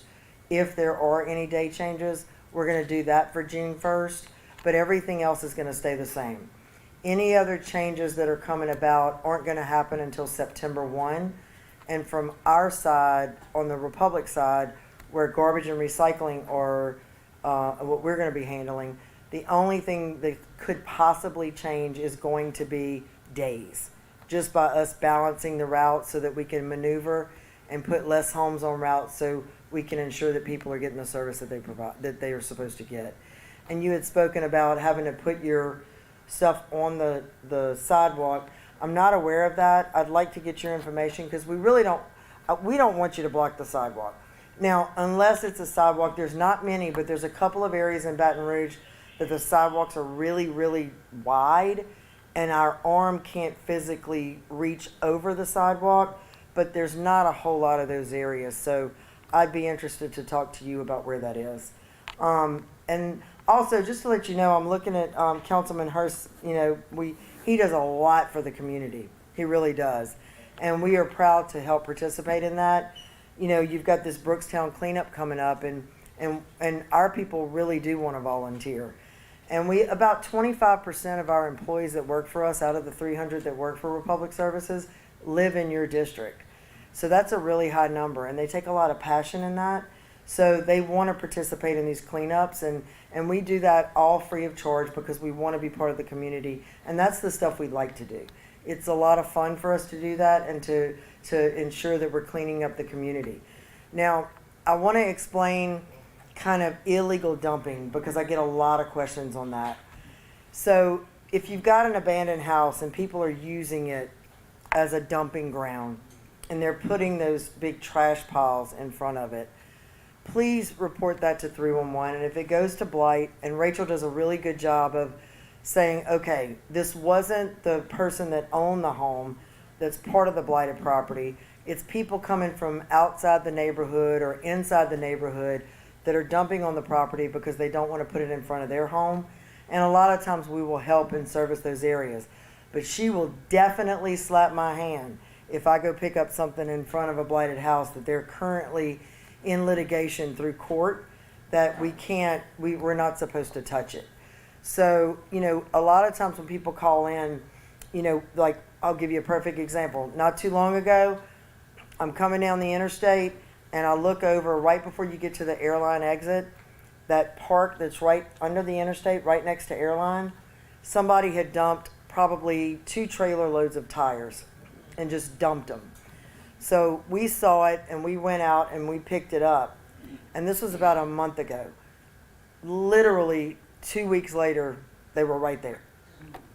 So the challenge comes in is that, we've got to just stop it. And I know that Fred has in his department some cameras that they're putting out, and there has been a lot of people that have been, caught doing those kind of things. So We want to be part of cleaning up Baton Rouge, and our city means a lot to us. And our people, we also help with some of the little garbage cans around town that are like at the exit of the interstate. Even though there's a group of ladies that are doing that, we'll help service those for them. But we looked at like the Easter egg hunt. We're going to get Councilman Hurst some Easter eggs filled with candy, and a lot of our people are going to go out there and participate in that as well. One thing, and I'm not exactly sure if it's in your district, Councilman, or if it's the district next to yours, but our corporate office actually awarded a grant to the city of Baton Rouge for $125,000 that is right by, kind of close to the Exxon refinery, that Breck is going to be building a park that is going to be a vegetable garden park for elderly people. And we are going to participate in the build and also the upkeep, because we have about 15 of our employees that their mothers and fathers and their grandmothers live in that area, and they want it to be really good for them. So, you know, for us, it really is not just being a business partner, but it really is being part of the community. I'm born and raised here, been at Republic for 36 years, graduated from Redemptorist High School way back in the day. I don't want to tell you my age, but it's been a long time. And grew up in North Baton Rouge. I lived on Beach Street until I was 22 years old. So I can tell you, I have a lot of passion for this area. So, you know, please, we encourage you, if you have a problem, call 311, call your councilman, give us an opportunity. We make mistakes, everybody does. But if we do, we want an opportunity to correct it. So please let us know, and we will do that. Thank you. Any questions? I'm sorry, some people call it bulky. It's the one day a week that you put out what doesn't fit in your cart or is recycling. For example, boxes, a mattress, a chair that you don't want, a TV that broke that you bought a new. That's what we consider out of cart. And that's the rear loaders that pass by that have the two helpers on the back of the truck. They're the ones that pick up the out of cart material. And then there's the boom truck that passes right now that picks up what they call the yard waste, the bags of leaves or tree limbs, those kind of things. Yep. Sorry, I know it's a terminology. Yeah, what y'all want to do about the tires? People have tires in front of your house and they're not getting picked up. So I would tell you to call 311 for that. We've got several locations that we've already turned into the city, and it may not be the situation that you're talking about, but that we've got people that are putting 4 to 10 tires out in front of their house every week. And we found out that a couple of those people own these tire shops that I know DEQ is really trying to get involved in. So we do report those incidents, but if you have something, just call 311. It comes straight to us, and we'll take care of it. Did you buy a tire machine? One of those things to shred the tires? Didn't you buy one of those? Yeah, they didn't. They ended up not purchasing it. Now, Councilman Hurst can speak more to that than I can. I'm sorry. So we appreciate that. We're gonna speed up one more. Oh, sorry. That's all right. Speed up through the program. And tire shredder, no, we don't have. That was the one that they were looking at doing in North Baton Rouge. Was a private company. Ended up in Livingston Parish. All right, so we have one more speaker, and that's BRPD. So part of our district is FYI. We have several police officers, several fire districts, BRPD, but specifically for 70805, it's all within the parish and within city limits. So it is manned by BRPD. So it's a whole lot of stats he can give you, but at the end of the day, you live in the community, you see what's going on. So he really wants to talk about a few things that they're doing and really hear from you about what you'd like to see them do. BRPD. Good evening, how y'all doing? My name is Benjamin Sanders. I've been working for BRPD for 7 years. I know crime is an issue for all of us, and I want y'all to know that we are doing everything that we can to deter crime and solve crimes, okay? I have a list of crime stats here with me for 4th district, just for the district that you guys live in. I could pretty much go over these things. Let's see. Is there anything in particular that y'all would like to hear about, just as far as stats go in your area? Yeah, why is Evangelist Street is used as a dragway every weekend? Every weekend. A dragway. They race up and down the street. Somebody's gonna get killed. Motorcycle race from airline all the way to plant. Just about every week. We have gunshots right across the street there. You stand up there right now, a guy fire up in the air every night. And the thing about that is somebody can go outside, fire in the air. We have shot spotters, which is Not working. for- Not working. huh? They're not working. They're not Oh working. no, they work. They Well, do work. everybody came up there and stopped that guy over there But the whoever thing be is, shooting that night. it only detects it in the area. Now, it's not going to be where it can literally specifically exactly right where that round was Byron fired. Street. Well, if you call, Byron Street. do you call and say, hey, they shooting from this house? It's scary. I mean, it sounds like you're in Vietnam somewhere. Boom, boom, I, boom, boom, I boom. understand. Believe me, It's I know. scary. I had a place like that. They was riding down Hollywood Street and they shot into to my house and went through my window. My son was right there. Yeah. And that was It's scary. 2 days before 4th of July. I called the police, but it took them about an hour and a half to get here. And I'm deeply sorry that it took them that long to get here. It's just that right now we're understaffed and we're doing the best that we can. And I'm gonna tell y'all, this ain't just y'all. It takes them an hour and a half to get to Charles R. Kelly Community Center sometimes. So what he's saying is, if they got 6 people on duty and all of them are dealing with something that's a safety issue for the community, as important as you are is also as important as the person that called in before you. So BRPD has done something that they've never done before. So if you have police experience, you get a $15,000 sign-on bonus. If you don't have police experience, you get a $10,000 sign-on bonus, and they've given a 7% raise in the last year. So essentially, you make somewhere around $60,000 coming in, which is unheard of if you're experienced, and a little bit lower than that if you're inexperienced. So they raise their money up to compete in the market. So if y'all know anybody that wants to help us fill those gaps, please let us know. I'm begging and pleading to. They're down 120 officers.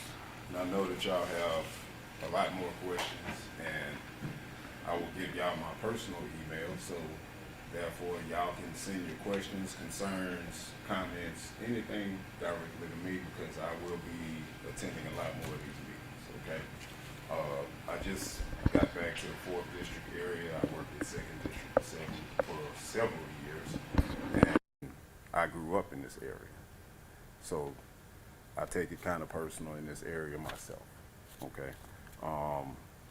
My personal email is bsanders@brla.gov, and anything that y'all have questions, like I say, questions, concerns, anything that I can help you guys with, please do email me, and if I don't have the answer, I will do my best to find the answer for you.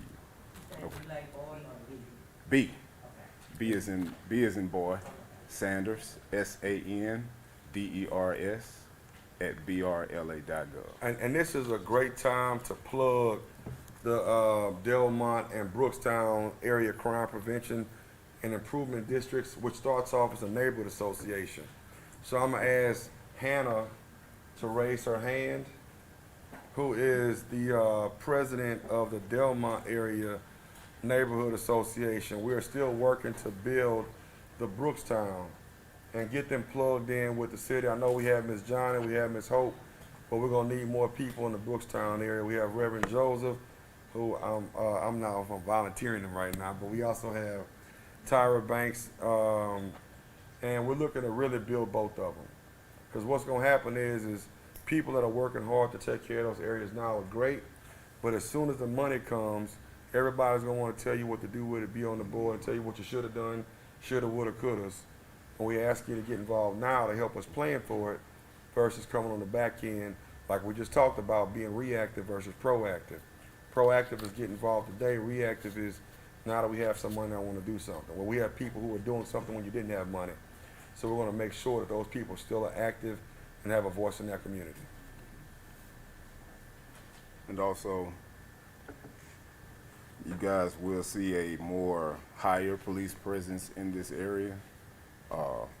We do what is called a patrol strategy. That is where an officer will ride in a high crime area for 15 to 30 minutes. If there's a code 1 to code 3 call that goes out in that area, the response time will be a lot quicker. Okay. We also are doing our community walks on Thursdays, and we are pretty much trying to focus on the 70805 area. So I know sometimes it can be frustrating. I deeply apologize on behalf of BRPD, but we are going to be better, and we're also doing the best that we can, but we can be better. Okay, and as I said, any other questions, because I know we're pressed for time, just shoot me an email. I have my email on my phone. My phone's always on me, you know, so you will definitely get a response from me.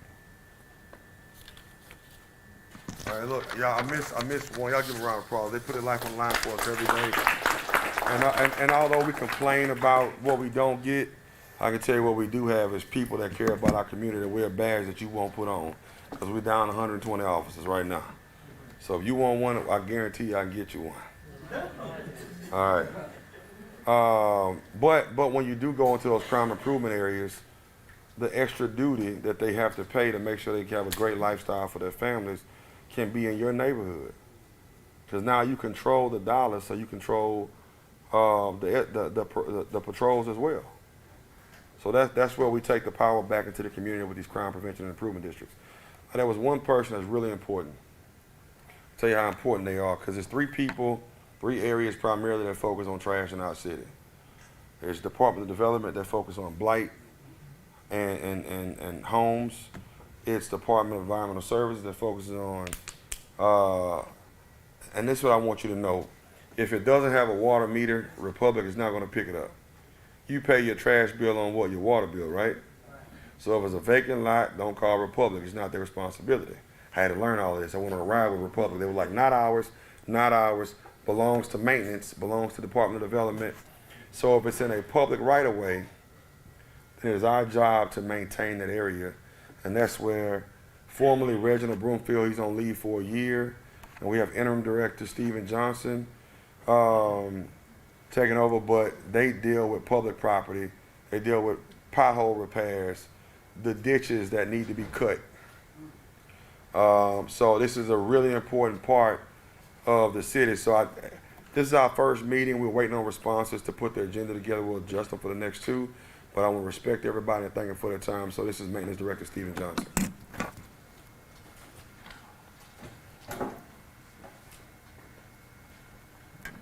Good evening, everybody. How y'all doing? It's definitely a blessing to be here today to represent the Department of Maintenance. I can tell you just briefly a little bit about myself. I've been working here at the City Parish since 2008. I've done my tenure to 2023 and representing 14 years of experience here. Formerly last year, I worked for the first time in the Department of Maintenance as the interim, actually the drainage maintenance manager. So I've done drainage maintenance management for 12 months prior to this particular position. It got kind of sprung on me, but at the end of the day, you know, we're here to work for the citizens of East Baton Rouge Parish. As we all know, the elephant in the room is the Department of Maintenance for East Baton Rouge Parish. But like all of my colleagues here, I think all of our purpose is to better Baton Rouge. One of the things that I want you guys to take confidence in is that the Department of Maintenance is working every day. We have 252 working days in a calendar year for East Baton Rouge Parish, but we're on call every day. We're an essential department, and we are like-minded first responders in the community. Just like the police officer that represented the police department of of the city, we represent the city parish, and we are first responders as well. In every storm event, whether it's a severe weather pattern or a hurricane or anything uncharacteristic of normal weather patterns, we are the first people that are initiated to take action. And so I want you to be confident in this, because if you haven't noticed, we're here and we have survived some many dangerous events over the last few years. I can remember in 2016 when I was working as a bridge inspector out of the engineering department. Before the storm came, we actually rode, and when I say we, I meant myself and another inspector, not representing a whole army or fleet of people. We took time to go to each bridge in the parish and check out what it looked like before the storm. And after the storm, we did the same thing. We're taking action every day, but a lot of it has not been told, has not been spoken about. And one of the first things that I realized for the Department of Maintenance is we kind of lack a voice in the community. Our voice right now is not something trusted. So I want to give you some numbers just so to let you know how much work we've been doing since January of this year. We have actually in this district closed 140 service requests. That's along the lines of 3 different divisions, which is drainage, street maintenance, and also landscape maintenance. Everything that we do has to do with public property. Oftentimes there's confusion between public and private property. And a lot of the confusion happens when things don't get done and it's not communicated properly to you. So one thing that I want to assure you is we're working on communication within the department first. A lot of the people that we hire do not have they don't have a great background of education. And in large part, that is due to the pay. So please take into account that we're working with, and we're producing a lot, and we are not given the best resources. But that's not a knock on the city of Baton Rouge. It's a knock on us as a community that we have to be aware of how we contribute to that. So as community stakeholders, you contribute to the community by supporting taxes that actually can build the infrastructure. Not only that, but also you take confidence in how you keep up your property. In large part, a lot of the issues we run into is not just a Department of Maintenance issue, but it's also a community issue. I'll give you an example. One of the first jobs that I helped resolve was the pothole on Bluegrass at Cadillac Street. That pothole had been there years. And Mr. Hurst, Councilman Hurst, he initiated action from his position to say, we need to get this pothole filled. But prior to us or anyone knowing that this was not at first a public property, it became public at a certain point. And so for many years it went ignored in the community because nobody knew that it was a private issue. But we resolved it in a matter of days. So again, I want to give you some more confidence in the Department of Maintenance.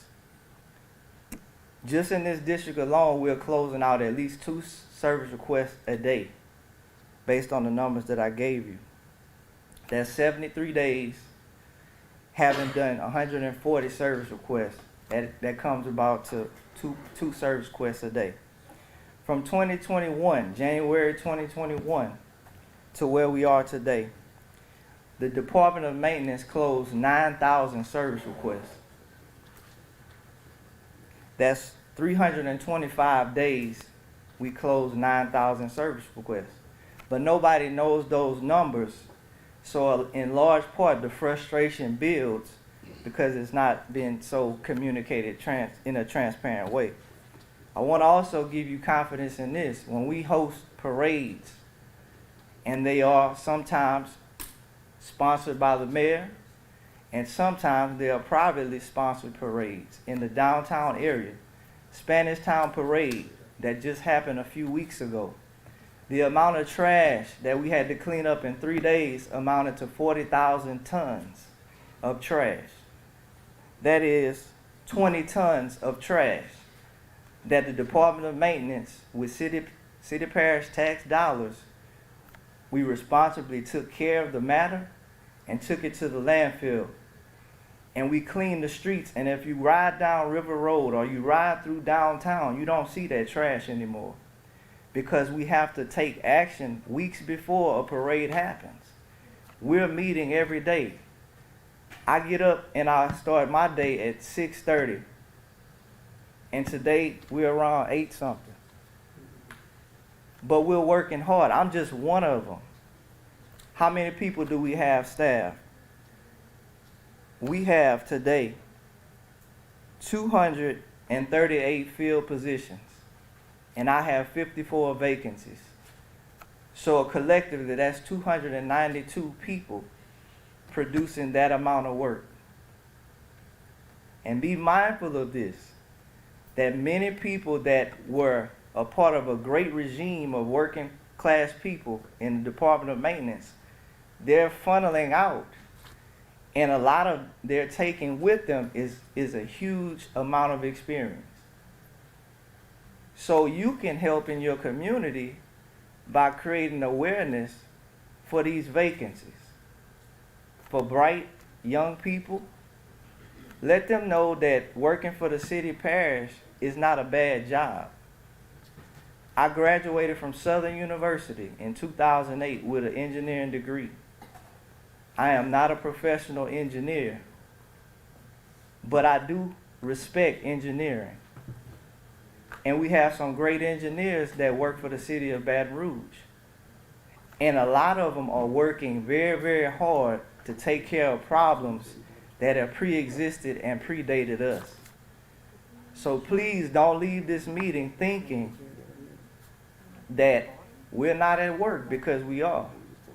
Now, what's one of the things that I'm trying to help bring improvement in the department while I'm on my tenure is, number one, improve communication with the community.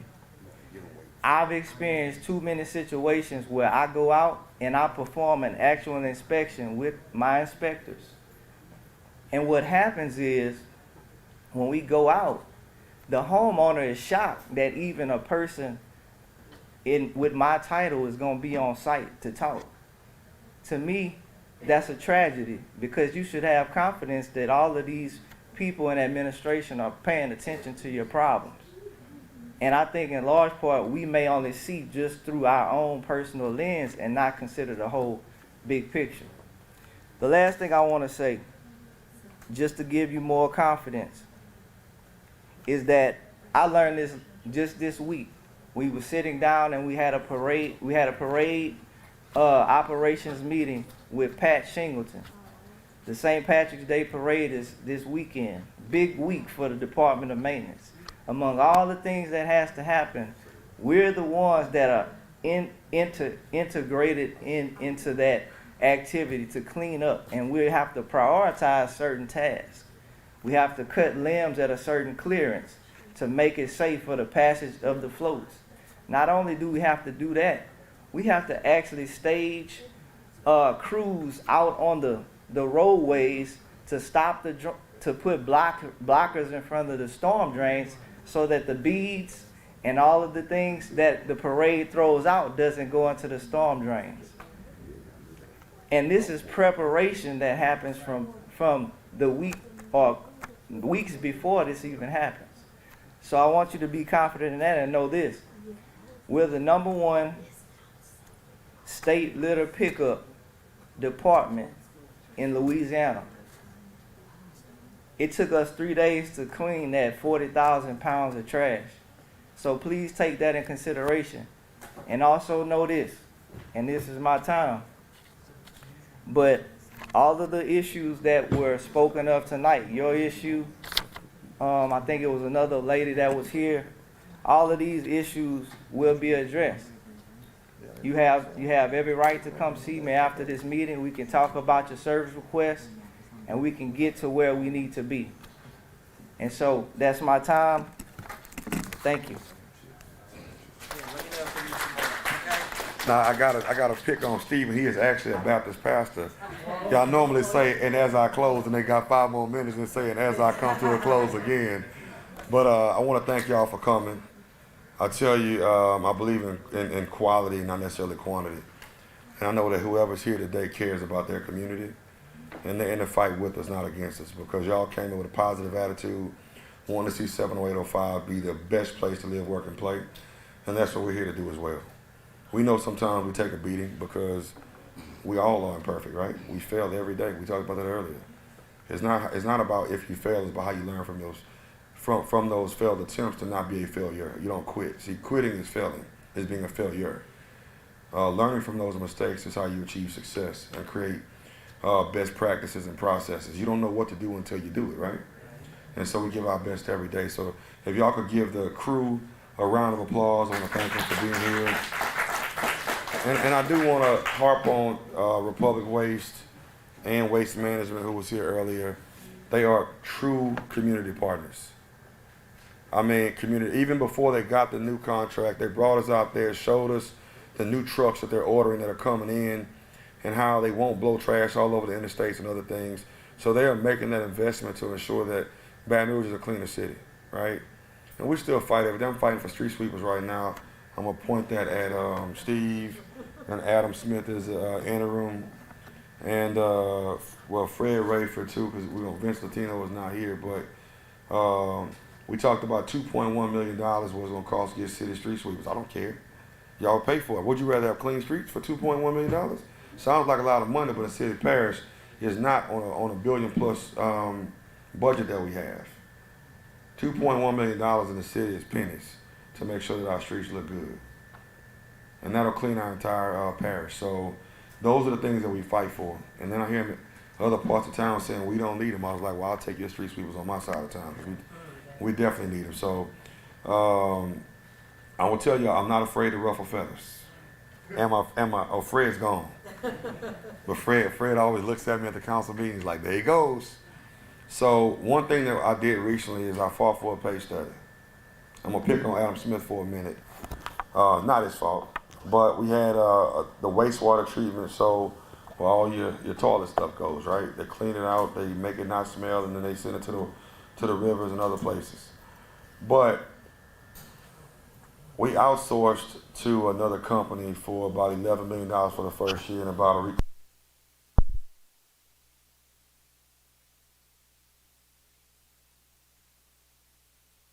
For the first year, we're going to pay $276,000 per employee. And we have we have shortages over 100, right at 100 shortages in DES. So I think like a businessman, I tell everybody I work for the city of Baton Rouge Incorporated, because we think of a business and treat it like a business, we'll run a whole lot better. Now, some of that money goes into buying stuff for the first year, and equipment. It's not just all going towards salaries, but even with that being said, if we maxed it out at our level at 84 employees, that's $136,000 a year per employee.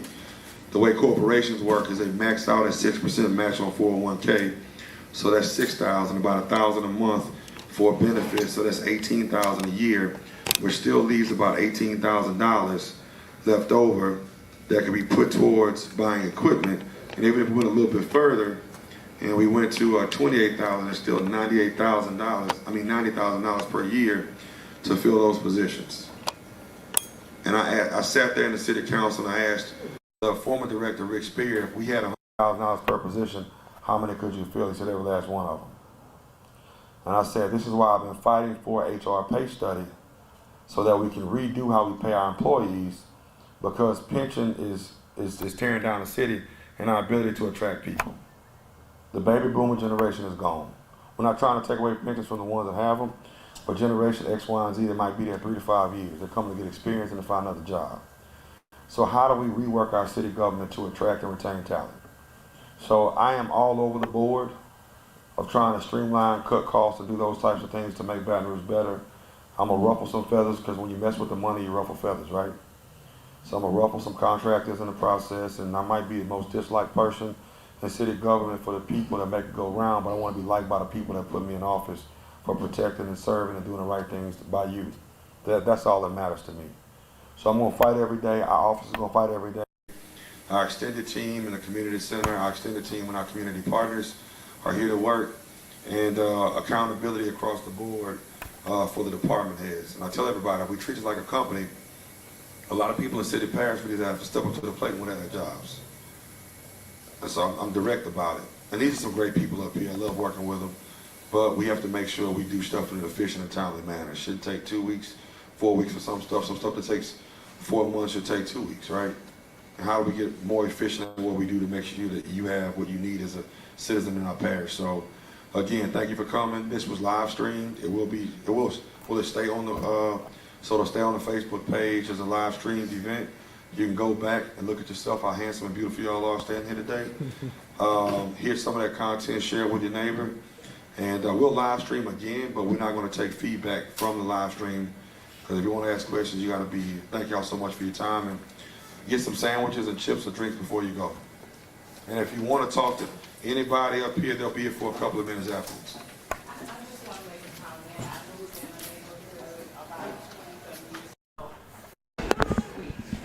A street sweeper. It vanished probably in the 10th year that I was there. And on this month, he came down the street, so I just wanted to. So let me say this: the maintenance department, the drainage department, part of that stormwater deal that y'all heard a lot about last year, not stormwater master plan, stormwater utility district. All right, so that included MS4 is not about water quantity. It's not about saving your house from flooding. MS4 is about quality of water, which is under Department of Environmental Services, to make sure that how the water leaves our city and goes into our tributaries and our rivers is clean. Am I saying that correctly? So it's primarily, and so street sweepers are a part of that. The trash shouldn't be going in the drains. So we have 3 new street sweepers. They break a lot. They pick up stuff that's not meant to go into them, and they break a lot. So when they're up, they're running, but when they're down, they're not. So my goal is, I believe in outsourcing, but to the right people. I think outsourcing our street sweepers would be a great opportunity for Baton Rouge to have a cleaner city. So they are working. I took a picture and posted and said I got a street sweeper in Monticello. So, but thank y'all so much for attending. Y'all have a great night. Thank you. Great job.